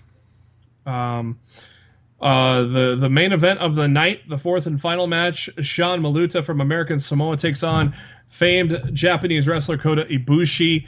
And I was like, God, I feel bad for Mulata. He's taking on Ibushi in the first round. No way he's going to win, but holy shit. I still think he had a really good showing. This was match of the night, and Sean Maluta looked great. I thought Ibushi was just going to run away with it at first, but Mulata had a great comeback. The match was great. There were some good near falls even for Mulata. I was really impressed with him, Matt. You agreed? Oh, absolutely. It was an awesome main event. I saw Kota Ibushi for the first time in Dallas earlier this year at one of the WWN live shows, and I was impressed with him then. I'm impressed with him now. Great talent. And I thought they had a great main event. It was a great way to kick off the first week of the Cruiserweight Classic, man. It was. I can't wait for next week. How fucking awesome was that Pele kick while Mulata's sitting on the turnbuckle? Oh, man. Woo! That was beautiful. That was good. I think that all but helped Mulata. I think that he hung with Ibushi, and the match was great. I didn't have anything negative to say about it at all. So props to Sean Mulata. Hopefully this is not the last we see of him, for sure. And Triple H was talking about the Cruiserweight Classic. This was on the Bracketology show, and he said this is not a one-and-done thing. We're going to keep going with this. We're going to even grow it, so you never know where this is going. But we're besides having this every year, Matt, where else do you see this going? Well, I think it's an opportunity for the people who lose in this tournament, to make a good impression on WWE and Triple H, and allow them to have an opportunity to come to the Performance Center, to come to NXT, to even even come to the main roster. I mean, I think the Cruiserweight Classic is nothing but opportunity for a bunch of great talents from all over the world who would have never had this opportunity otherwise. And I tweeted this earlier tonight. I truly believe that nobody understands the direction that pro wrestling is going in right now better than Triple H. Mm-hmm. And it fills me with a great sense of pride and satisfaction and hope, knowing that Triple H is going to be the one to run the show in the future, like the whole kit and caboodle. Yep. And I really feel like the future of the industry is in very good hands, in the hands of the game. I could not be happier with this dude. I think it's going to be good stuff. Until we do Lost in the Midcard when we're in our 60s and we're bitching about how out of touch Triple H is. Oh, man, you didn't just say that. This week in Pro Wrestling 2010, Consequences Creed. You know him as Austin Creed on Up, Up, Down, Down, and, of course, Xavier Woods from The New Day. He won the 2010 ECWA Super 8 tournament. This tournament also included the likes of Nick Dinsmore, who you know as Eugene, and Tommaso Ciampa. And actually, Creed defeated defeated Dinsmore in the semis and Ciampa in the finals on his way to the Super 8 tournament. This week in 2011, TNA presented the 2011 version of Destination X, and we will cover the 2016 version of Destination X here in just a little bit. Brian Kendrick, who's in the Cruiserweight Classic, he defeated Abyss for the X Division title 5 years ago for the pay-per-view. Back when it was a pay-per-view. This week in 2007, Jim Ross opened the doors to JR's Barbecue, his first ever restaurant in Oklahoma, and I think he's doing pretty good with that barbecue sauce nowadays, I would say. This week in 2011, CM Punk brings back interest in the old WWF ice cream bars when he demanded them to return during his live contract contract negotiation on Raw. Easy for you to say. This week in 2011, the Young Bucks requested and received their release from TNA, where they worked as Generation Me. I think that move worked out okay, Matt. You think? This week in 2012, it was reported that WWE had invested in social media startup Tout, which allowed users to record and upload short 15-second videos for others to watch and respond to. The company integrated the service into their programming, and, wow, that sucked. That idea fizzled out as quickly as it started, and God, those fan videos on Raw and SmackDown were brutal. Brutal. This week in 2013, the WWE Performance Center officially opened in Winter Park, Florida. Happy birthdays to Gregory Helms, who was born in 1974. Brock Lesnar, born in 77. Sean Waltman in 72. This week in 1992, WCW held the 5th annual Great American Bash pay-per-view in Albany, Georgia, where Big Van Vader, with Harley Race alongside him, pinned the WCW World Heavyweight Champion Sting with a powerbomb to win the title. He would be the 4th person to hold the WCW branded title once they switched off the NWA ties, and this was his first of 3 reigns with that belt. This week in 1995, WWF President Jack Tunney resigns from office. More Austin Creed news. This week in 2007, Austin Creed defeated Murder One in the tournament final for the Deep South Heavyweight title. And this week in 2007, WWE signed former TNA star Nick Shetkovich, who wrestles as Original Sin, to a developmental deal. He had been working in recent months in Ohio Valley Wrestling in Louisville, and he would make it eventually to the main roster as Kazarni. Do you remember that guy at all, Matt? They lasted like a week, dude. They did vignettes for him for like a month, and he had like one match on like a SmackDown, and he was never seen again. What kind of character was it? He was a carny character, like out of a freak show circus. It did not last long at all. Wow. This week in 2009, Brock Lesnar defeated Frank Mir in the second round of their UFC 100 main event in Las Vegas to become the undisputed UFC champion. Lesnar took Mir down using a ground and pound and won via TKO. And Lesnar flipped off the crowd and cut a heel-like promo after the win. So as Matt was saying, he did a face turn this past weekend. This week in 2012, Karma, a.k.a. Awesome Kong, confirmed publicly that she had been released by the WWE. But with the brand split draft coming, Matt, maybe we'll see. Do you think we'll see her back? Oh boy, not if you're bringing up Nia Jax. Yeah, I feel like if you already have Nia Jax, you don't need Awesome Kong. But if we're splitting the women up, put one on one on the other, right? Yeah, I guess. Yeah, maybe. This week in 2014, Kenta, who would later be known as Hideo Itami, officially assigned with the WWE. And he had just returned back to the ring on June 30th. So hopefully we'll see him on TV. I'm assuming he's on TV this week. He returned at the tapings tonight. I'm going to... little trivia here for you, Matt. Let's see if you get this one. Which wrestler was known as Wild Pegasus? It's Chris Benoit, right? Good job. This week in 1995, Wild Pegasus Chris Benoit defeats Shinjiro Otani to win the finals of the Best of Super Juniors tournament. And to get to the finals, Benoit defeated Black Tiger.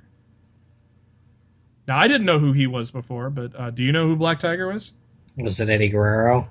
Good job. Good job. Gold star for you, Matt. Thank you. Thank you.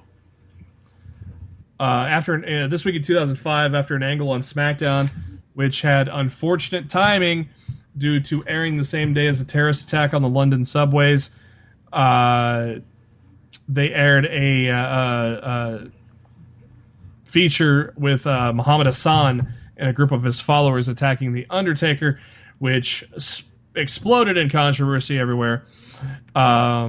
It sounds like this was more on UPN for still allowing it to air than WWE, but I'm sure Vince said, run it anyways.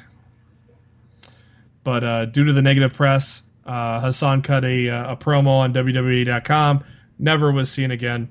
Who do you blame more for that, Matt? UPN or WWE? I think they were both of equal blame. It was already taped and in the can a day before, so. I still think they were both of the storyline should have never happened to begin with. And I you know what, it is what it is. You play with fire sometimes and you get burned. And that's pretty much, in my opinion, that's what happened. This week in 2005, Matt Hardy called into WWE.com's Bite This, confronting Lita as to why she left him for Adam Copeland, who, is Edge. And Lita said that she doesn't think she needs to explain why she's with Edge. She told Hardy that one of the reasons she's not with him is that he'd been cutting wrestling promos about their personal life. Boy, that was an interesting time for that triangle, wasn't it, Matt? Oh, boy. And Bite This. That was like only 11 years ago, but that still sounds like early internet days. Like to the WWE, that might have been early internet days. Yeah.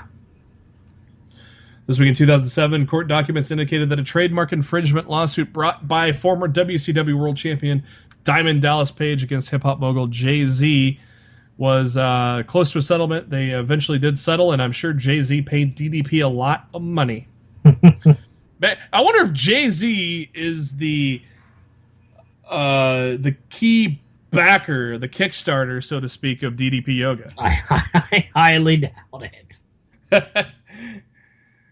And finally, this week in 2009, WWE dropped the Cyber Sunday pay-per-view name, replacing it with Bragging Rights, which was equally shitty. Did you like the Cyber Sunday gimmick, though, Matt? I didn't, because I always think those polls are rigged, so... Oh, I know they aren't. I know they're not rigged. They're not rigged? No, because there was... I'll tell you why I know for sure that they weren't. They were... One of those pay-per-views were in Washington, D.C., and CM Punk was ECW champion at the time. And I can't remember who the three choices for the opponent was, but there was one that me and everybody else knew, okay, this is the only person we know with 100% certainty that WWE is not going to allow to beat Punk for the title. So we all got in there and we voted and voted and voted and voted for this person to make sure that he won, and he did. And Punk beat him. And I honestly, I can't even remember who the person was. If you put a gun to my head right now and I have to be right, I'd say it was The Miz at the time. And yeah, and I was just, that's when I knew it was legit. Because if it wasn't, they would have let one of the other two win, and they probably would have taken the title off Punk. Impact Wrestling. Don't adjust your TV sets. We're talking Impact Wrestling this week. It is Destination X. We kick it off with a ladder match for the number one contender of the X Division Championship. We got DJZ, Mandrews, Trevor Lee, Braxton Sutter, Rockstar Spud, and Andrew Everett. And apparently Spud is A-OK after getting his mouth knocked in the week before. Jesus, that was brutal. Your typical spot fest on one of these type of matches, but DJZ gets the win. DJZ starts to cut a promo when Mike Bennett attacks and lays DJZ out, and Mike Bennett promises that he's going to ruin Destination X, and this is just the beginning. He's going to burn TNA to the ground tonight. So I hadn't been watching TNA, so now it makes sense why Mike Bennett was the X Division champion, because he wanted to. Yeah, okay, so now it made all sense to me now. The option C. Yeah, he wanted to do option C. He wanted the easy way to get to the World Heavyweight. Exactly. New employee to Impact Wrestling, Mackenzie Mitchell, backstage interviews Dixie Carter, and Dixie welcomes Mackenzie to Impact. She comes to us from Ole Miss, so she's a good Southern girl, just like Dixie. And Dixie announces they're moving to Thursdays next week, and that's when they'll start the Bound for Glory playoffs. And of course, Bound for Glory is basically TNA's WrestleMania. We'll find out the 8 men involved in the playoffs next week. We get ourselves a little interview segment with JB, with Lashley and Edwards. Obviously, that turned ugly, and Lashley was beating the hell out of Eddie when, lo and behold, Davey Richards comes in, makes a surprise run-in, and helps Eddie fight off Lashley. Davey is still several weeks away from being able to return to the ring, but as you can see here, he did take a couple bumps, so it's kind of still good to at least see him back in some capacity, Matt. Decay, I'm sure you want to talk about that, right, Matt? Nope. Before we get to Decay, Matt Hardy, we're at Matt Hardy's personal movie theater, where we're going to watch the Final Deletion on film for the first time, and he's got some guy taking tickets, and oh boy, this was just pure gold, wasn't it, Matt? Honestly, all the segments with Hardy were gold. Him talking to his dilapidated boat at the beginning of the show, and the movie theater, and being upset that there were no green beans at the dinner table. Just everything Matt Hardy did last night was hysterical to me. So I loved it. And then I guess the new yes chant is the delete chant. Matt Hardy just continuously yells delete while he's doing a little arm movement there. Abyss took on Bram. I guess Bram's making out with Rosemary, and that pisses off Crazy Steve. So it pisses me off that this storyline's happening. Yeah, and predictable ending where Rosemary comes up and distracts Abyss and on accident, and Bram knocks Abyss into Steve and gets a roll for the win. Knockouts title match, failed 4-way. I thought this was a good one here. Yep. Sienna Jade, Marty Bell, and Gail Kim. I thought this was a real solid knockout match. Very fun. Sienna retaining the title there, but well done for the ladies there, I think. We go back to the Hardy Chateau, where Matt asks for something in Spanish, and the lady says she's Armenian. He wants green beans from Axel, but no mustard. He can't stand mustard. And oh my god, this was funny, but the way Douche Matthews was putting over the dinner segment, it was like something shocking was supposed to happen. What? This was good, in the vein of the deletion, but you know what I'm talking about, right, Matt? Where Douche Matthews just kept bringing up. He's a fucking idiot. He's like kept bringing up the segment, and I'm like,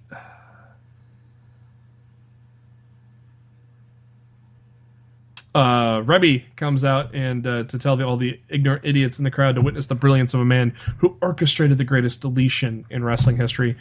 Matt Hardy comes out, and the crowd was pretty jazzed for Matt Hardy here. This was a pretty much live show, so that pretty much tells you the Final Deletion was a success in the eyes of those that attend TNA. Matt got a pretty loud ovation.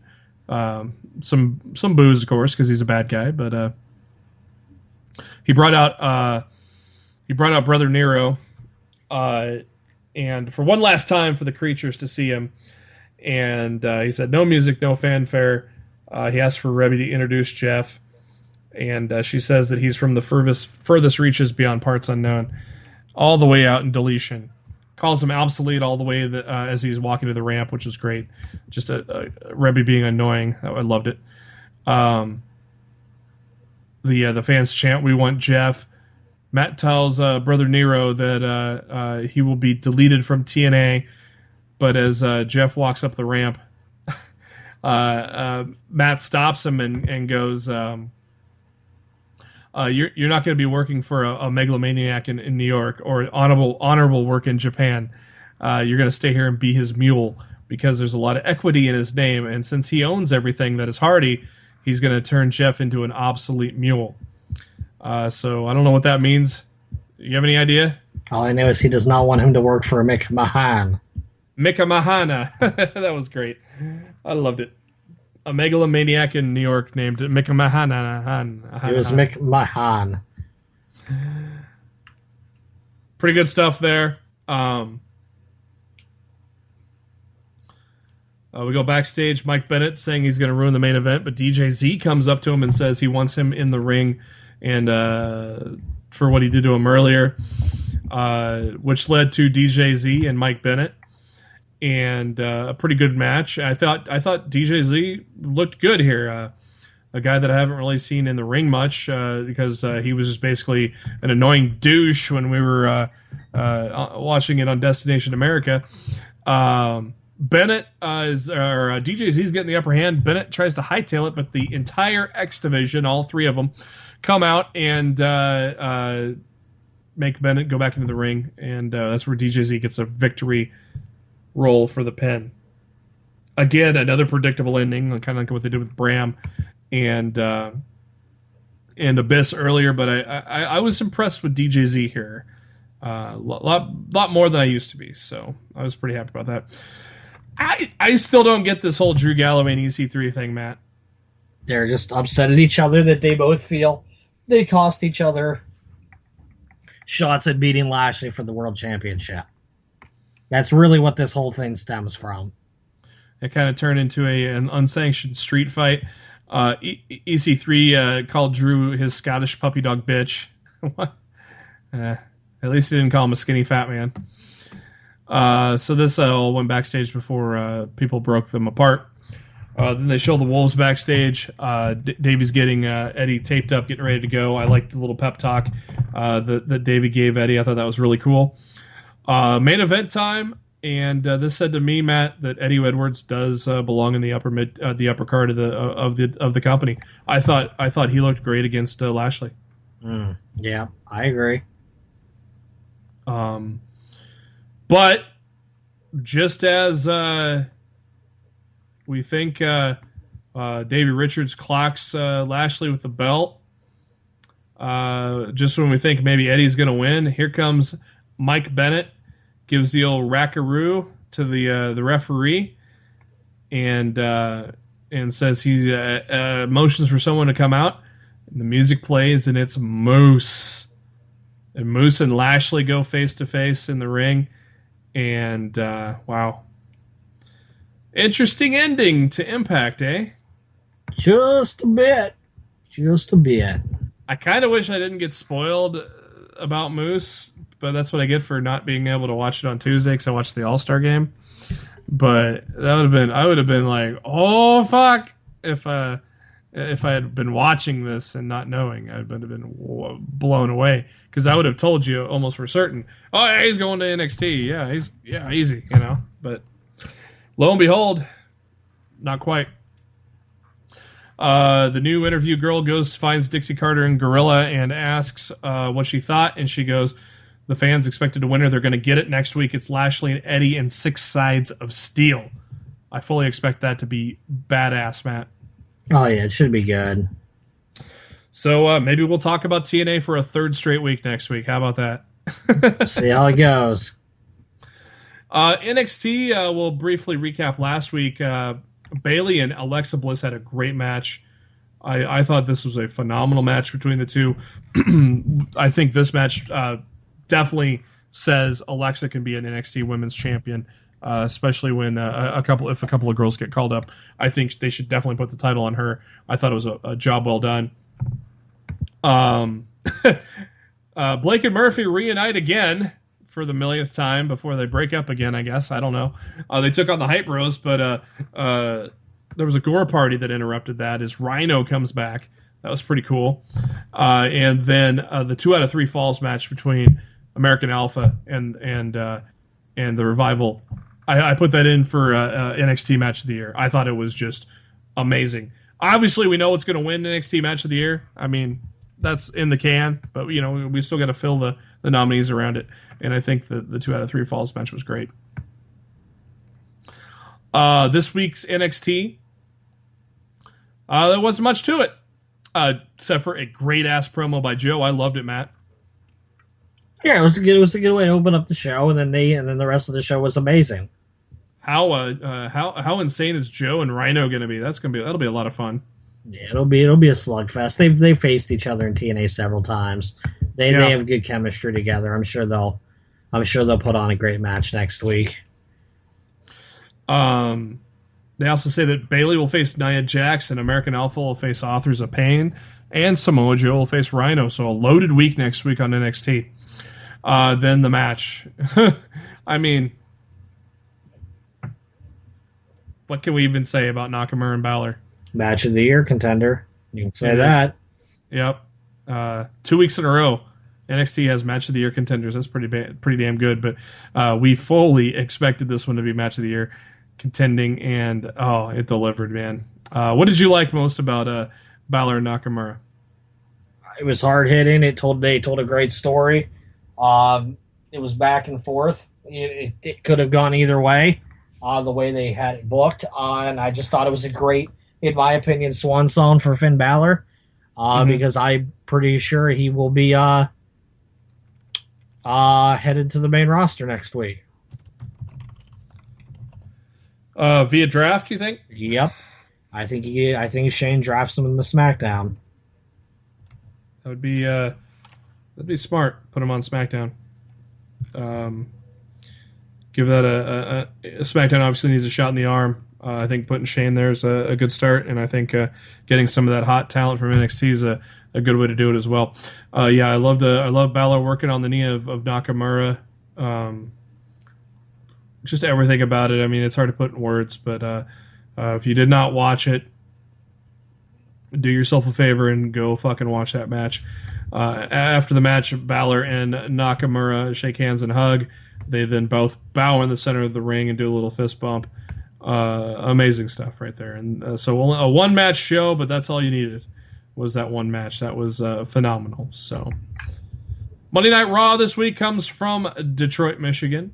And we kick it off with a battle royal to determine the number one contender for the Intercontinental title. The only one to get an entrance was Apollo Crews, and apparently that was the way it was off TV too. Everybody else came to the Raw theme. The Usos are back. Hey, they've been kind of off TV for a while. No one cares. Hey, there's a guy in suspenders on the side of the ring there, Matt. Who's that guy? I don't know. That's Bob Backlund. Some guy. Darren Young is finally in the ring. I thought maybe they're going to hold off on him till the draft and milk it all the way to there, but no. They put him in the battle for the Intercontinental title, and we get down to the Final Four, and lo and behold, Darren Young is still there. The Final Four is Ziggler, Corbin, Crews, and Darren Young. Ziggler gets knocked out by Corbin, and Crews and Corbin knock each other out, and Darren Young is your number one contender for Miz's Intercontinental title. Awful. Why do you say that? Because a face character should never win like Darren Young won on Monday.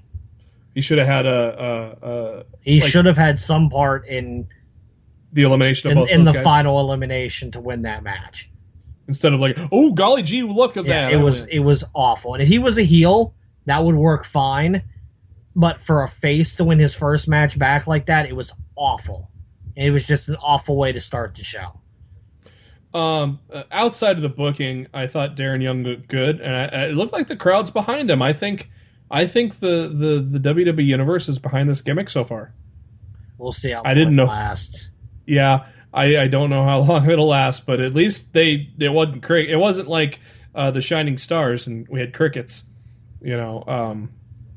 There were Darren Young chants after he won the match too, and I think him and I like it so far. Him and Backlund, I like it so far from what I saw. I dig it. Will he beat the Miz? No, but I like it. It's something new. It's something different. I've always been a fan of Bob Backlund, so it'll be cool. Shane and Stephanie talking backstage, asking why Vince is going to show up later on tonight. And Shane said, well, the obvious reasons. And Seth Rollins shows up and suggested something for later. Said he's got exclusive video of an interview with Roman Reigns. I couldn't even say that with a straight face because it was so funny. Shane said, well, he could put it on the Ambrose Asylum. And Rollins suggested, how about having my own show, the Rollins Report, instead? And Shane and Stephanie said, okay, go for it. So the Rollins Report is now going to be a thing later on in the show. The announced team of Cole, Bradshaw, and Saxton talked about Brock Lesnar and his fight with Mark Hunt at UFC 200. And then, of course, hyped up the SummerSlam match against Randy Orton. And thank God he won, huh? Right, Matt? Yeah. I don't know if you said this last week or if it was just us going back and forth, but did you say or do you think that Orton's going to go over here as kind of a Vince way of saying, well, you went to the UFC there, pal, you're going to eat the pin?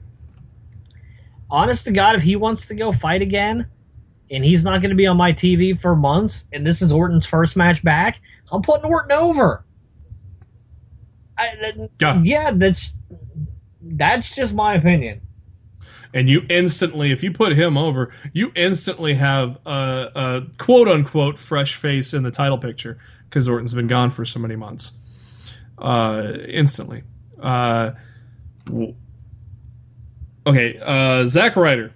Was it announced that he was facing Rusev, or was it just he challenged him? Some websites reported he was facing him, but I think a lot of those websites just jumped the gun, and obviously it was never booked to happen. It's now happening at Battleground. Zack Ryder took on Sheamus and ate a brogue kick in 3 minutes, but yet Rusev says he has his match. So that was that. You're talking about shitty booking, Matt. That was shitty booking. Yeah, it was awful, just absolutely awful. I mean, Ryder only lasted 3 minutes against Sheamus after he beat him on SmackDown.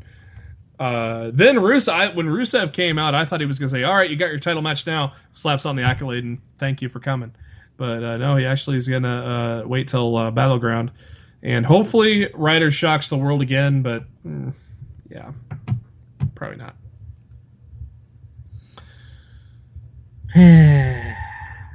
In your tag team that is most likely to get broken up in the draft Tuesday, Lucha Dragons, Kalisto and Sin Cara jobbed to Breeze and Fandango in about 5 minutes.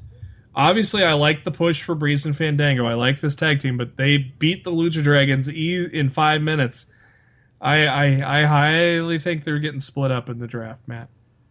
Who knows? They just haven't had. They just haven't really. The crowd loves them and all. They got the Lucha shit, but they just haven't found traction in the main roster, I don't think. Nah, I don't know. You know, who knows? The Rollins Report, where Seth Rollins says he's an exclusive interview with Roman Reigns.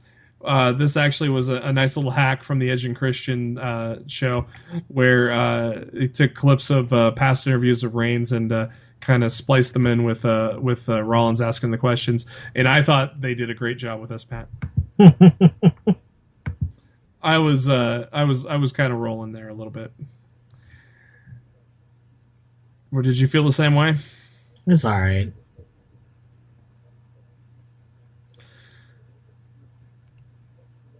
Ambrose comes out, and I said this on Twitter. Ambrose cut a fucking killer promo. I loved it. Yeah, absolutely. It was he was on fire on this one, man. I loved it. Then later on here, we got Sami Zayn joining commentary for Kevin Owens and Cesaro, but Kevin Owens' music hits and he doesn't come out. That's because he's complaining that Sami Zayn is at ringside. So he talks to Stephanie McMahon, and Stephanie agrees and has security show Zayn the door. Pretty cool. I like that. I mean, You know, Yeah, I didn't have a problem with it. Zayn had all the right to be there because KO was on commentary on SmackDown, but then KO, being the heel that he is, complains about the other way around, and I thought that was pretty cool. They show Vince McMahon arriving in a limo, and Vince is drunk because he said he's going to name the COO of SmackDown when he meant to say the commissioner. So that was kind of funny. The commissioners are getting named here, and then there will be GMs, and we'll get to that in a little bit. Kevin Owens and Cesaro in 13 minutes. Great match, as always. No surprise there. In a reunion, actually before that, the Club, interviewed by Renee Young. They mocked John Cena for not being at Raw because he's at rehearsals for the ESPYs, which aired on ESPN or on ABC on Wednesday night. And they said that they should crash the ESPYs and beat up John Cena. In a reunion of Slater Gator, baby. Titus O'Neil took on Heath Slater in a 4-minute squash match. You'll probably see the rematch of that on Main Event, and Brad Ward will give you an update.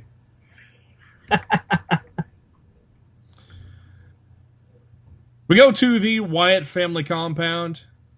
Obviously, lots of comparisons with the Final Deletion and all that. Did the Final Deletion prompt this? Yes. But was this a complete ripoff of the Final Deletion? No. It was completely different. I enjoyed it, Matt. I know you hated it, right? I didn't like it at all. For that to come 6 days after the Final Deletion just shows how petty of a company WWE can be at times. That they have to copy off of TNA. I just think it's ridiculous. They didn't really copy off TNA. They blatantly copied. This wasn't a copy, though. I mean, it was a copy. I don't know about that. It was a copy. And it was a poorly done copy at that. I didn't see it that way. Well, you can see it however you want. You're wrong. Shit, bitch. Yeah, it was shit, bitch.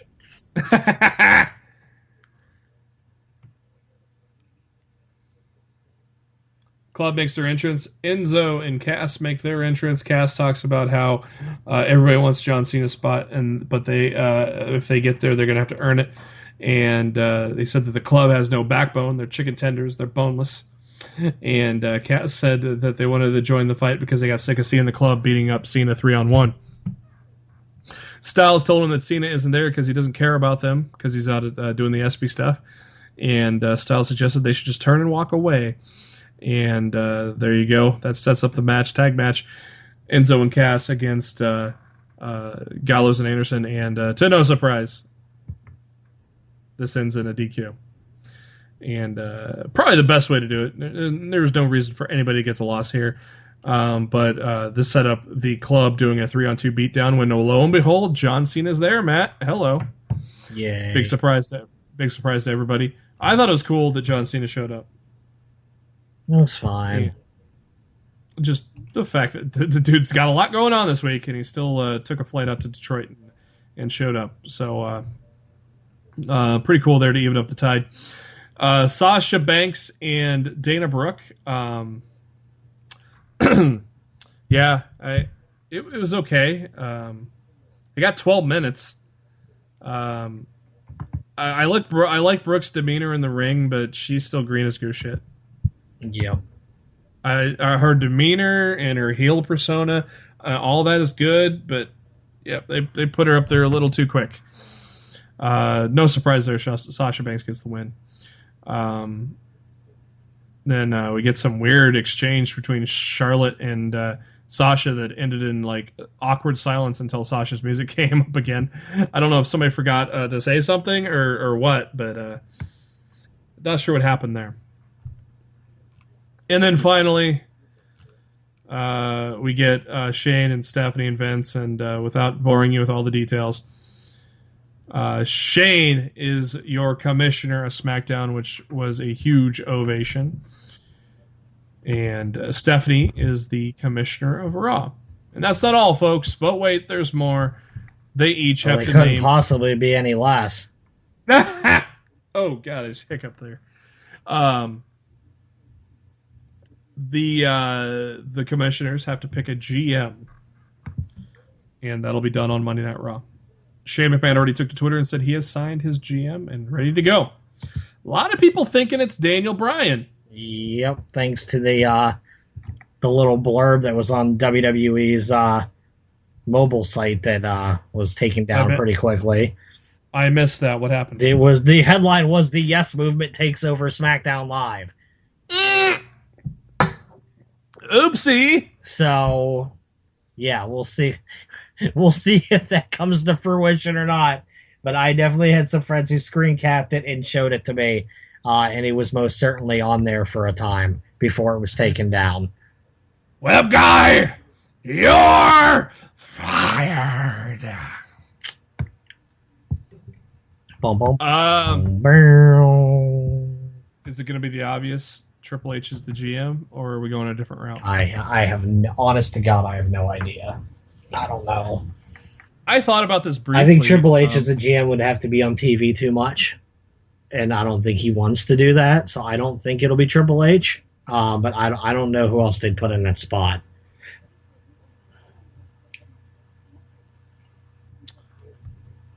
I still think Eric Bischoff would be interesting. Money's going to have to be right to bring Bischoff back. Yeah. Just interesting.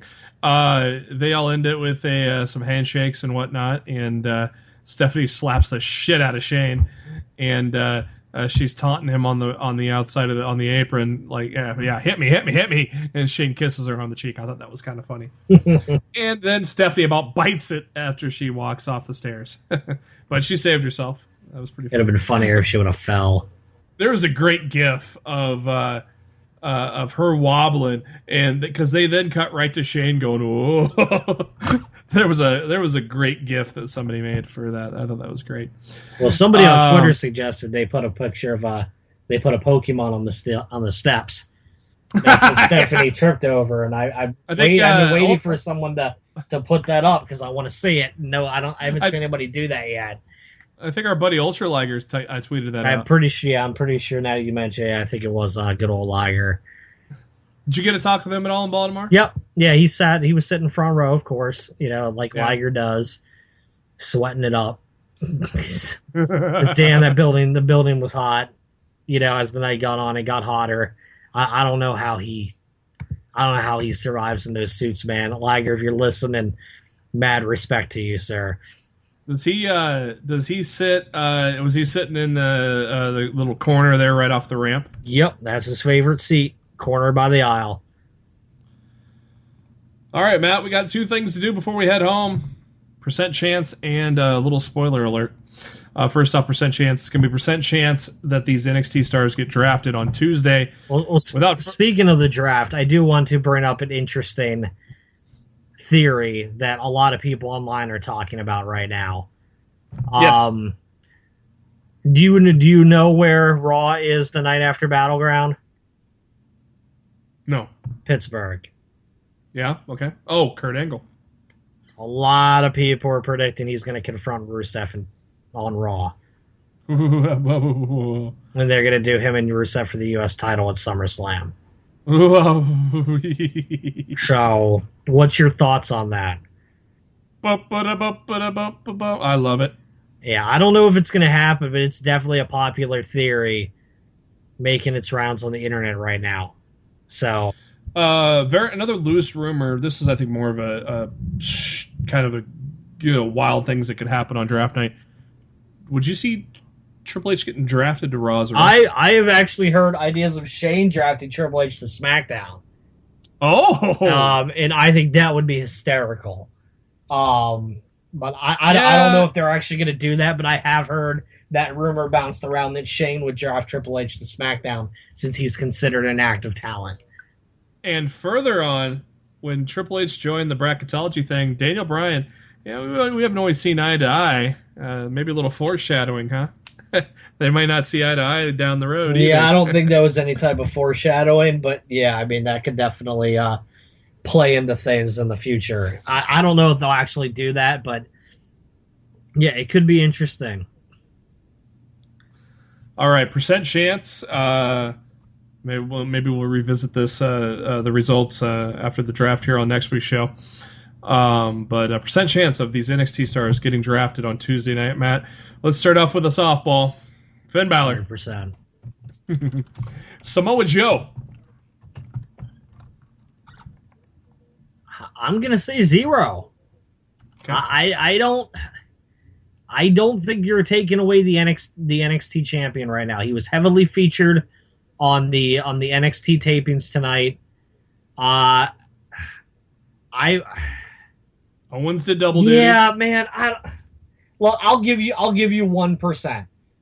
Okay. Just the slightest bit of chance that it could happen. I don't foresee that. I don't foresee that happening. Matt's given Samoa Joe a cut hair's chance to make it to the draft. Shinsuke Nakamura. 0. Austin Aries. 35%. Bobby Roode. 0%. American Alpha. 80%.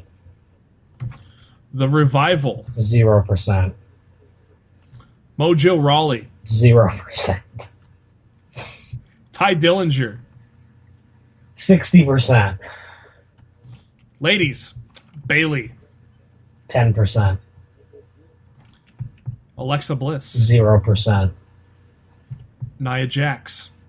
90%. Asuka. 0%. Carmella.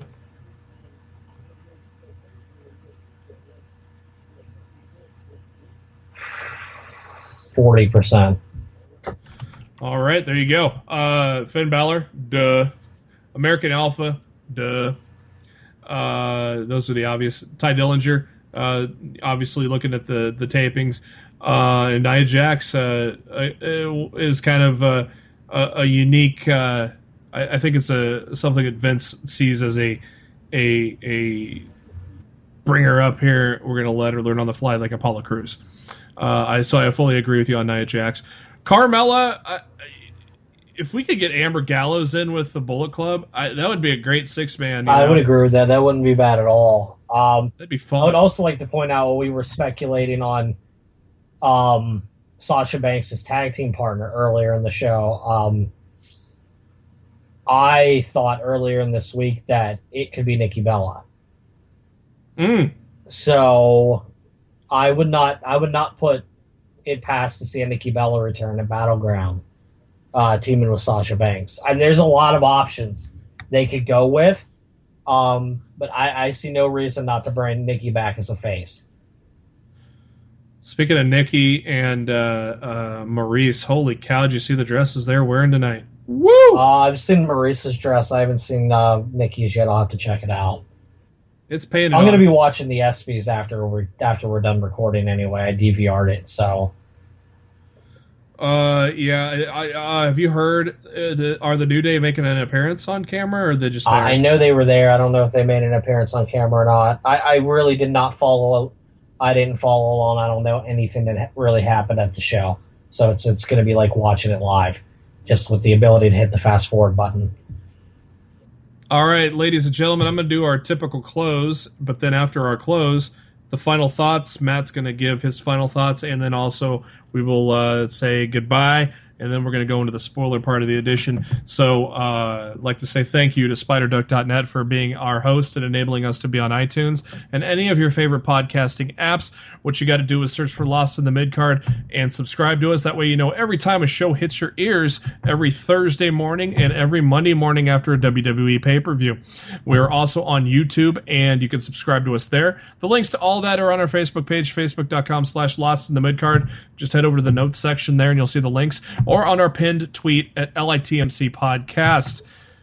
Matt is on the Twitter at RawF Showtime. I am on the Twitter at JB Huskers. And before we wrap things up, Matt, any final thoughts after a lot of shit that's gone on this week? No sleep till back to Brooklyn.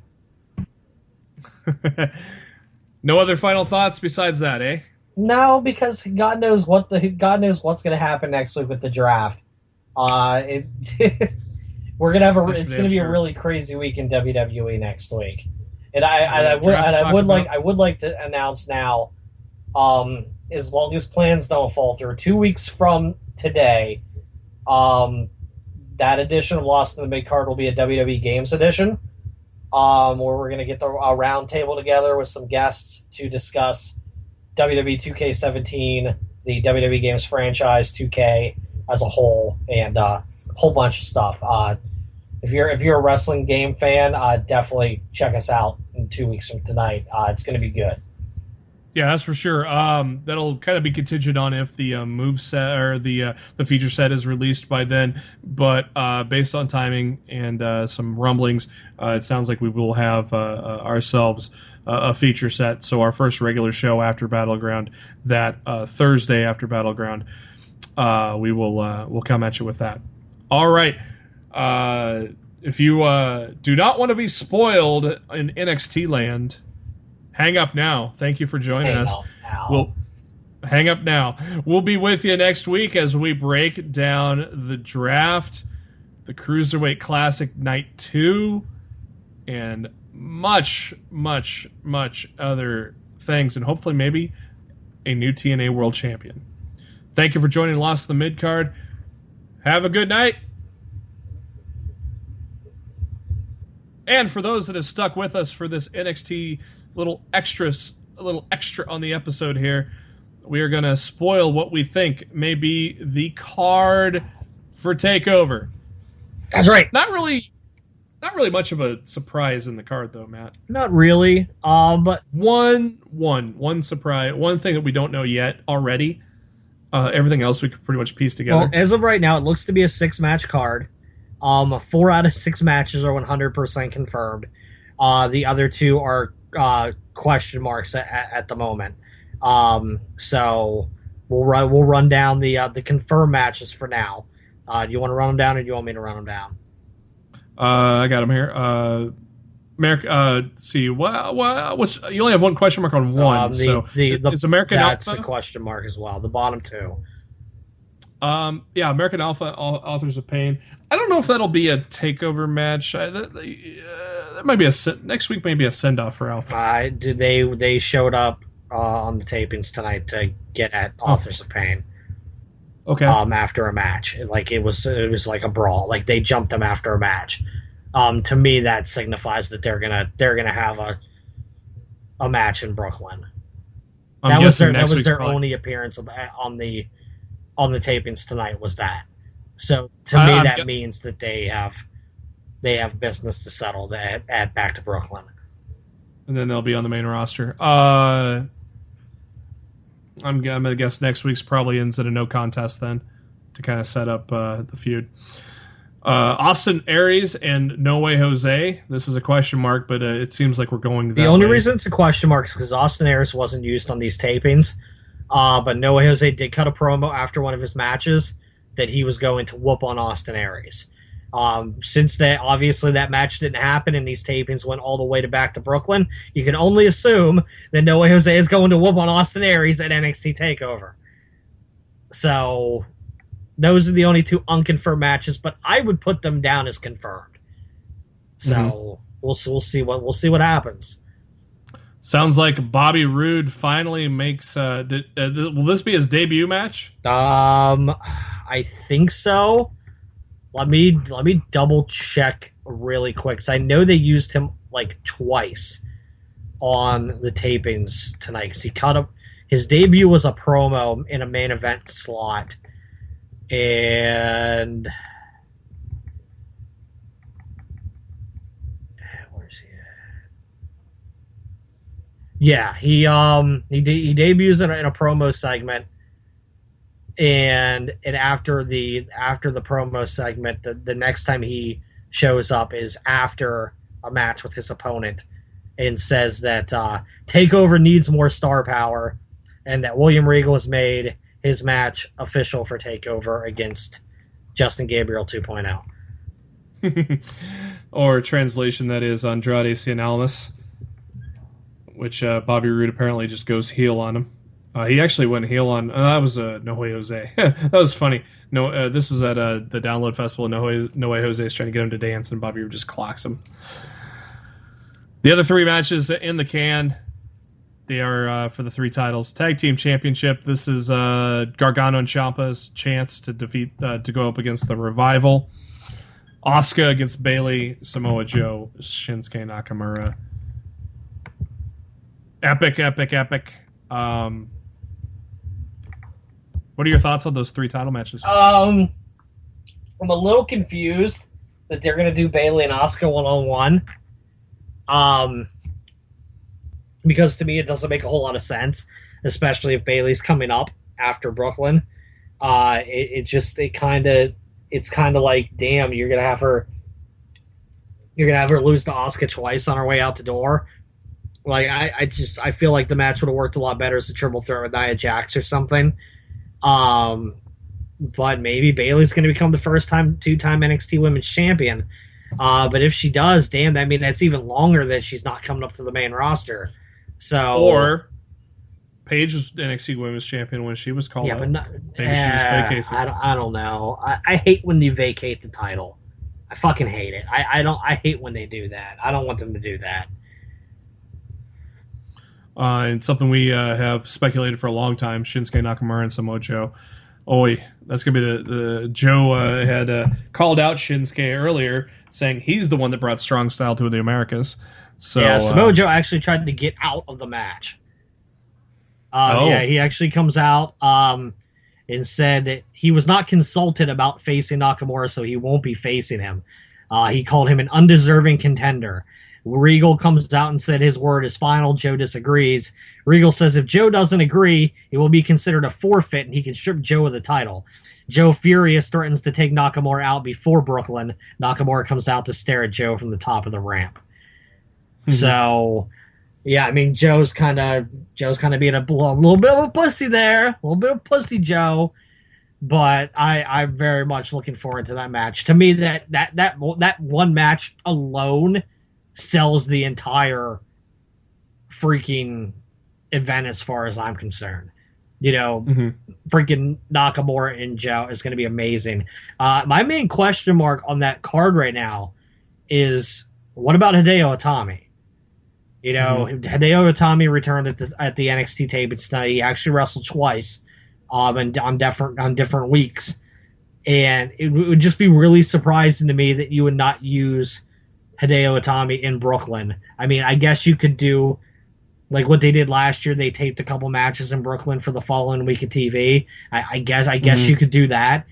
Yeah, because remember the Enzo and Cass were left out for Brooklyn exactly. So yeah, I mean, I guess they could do that, but it just seems crazy to me to not have, not get a program for Hideo in time. I'd much rather would have seen Hideo Itami versus Bobby Roode than Justin Gabriel 2.0 getting a spot. But who do you have lose? And that's exactly the point. You can let that guy get his ass beat by Roode. Dude, why didn't we even get like Hideo Itami versus Ty Dillinger or something? It's really weird. Like, honestly, to me, the main thing about that card that when I look at it makes me question. I'm like, well, where the hell is Hideo Itami? Like, I feel like, he worked his ass off to finally get off injured reserve and get back there. I feel like he deserves a spot on that show because he didn't get to wrestle there last year because he was hurt. So I just think it would suck for him not to be able to be there 2 years in a row. Yeah, we'll have to see how that all plays out. And then, of course, the tag team champions. This has been kind of waiting in the wings ever since the surprise upset of Tommaso Ciampa and Johnny Gargano over the Revival. That match was great. I fully expect this one to turn it up a notch and be a good show. We might get a surprise title change here because I don't see Asuka losing. I don't. Well, actually, no. Nakamura. I see Nakamura winning a title. Yeah, so I take that back. I think Revival. I think Revival and Asuka retain, and I think Nakamura takes the title because I just feel like it doesn't make any sense to me for Bayley to be still stuck down in NXT after SummerSlam is said and done. Like it's the time to bring her up to the main roster is right freaking now. So I can't see them putting the title, like, it's either put the title back on her or come to the main roster. And to me, I feel like she's got to come up to the main roster. My gut says that she wins and vacates, and we have a women's tournament. But they've done that already. Well, WWE likes to repeat things. I'd rather have her win and come up with the title for a bit and drop the title back to Asuka at the next Takeover event. You know, like the grudge match. You know, we both won one fall. We're gonna have to settle this one more time. You know, like they did, like when Sasha and Bayley did the Iron Woman match. You know, just something like that. I would rather see her lose the title than forfeit it. Like, I feel like that was a mistake they made with Paige, not letting her actually drop the title while she was down there. Yeah, and NXT wasn't as huge then as it is now. That's true. All right, kids, that's going to do it for this edition of Lost in the Midcard. Thank you for tuning in. For Matt Black, this is Jeremy Bennett. We will be back at you with our draft special next week. Have a good one.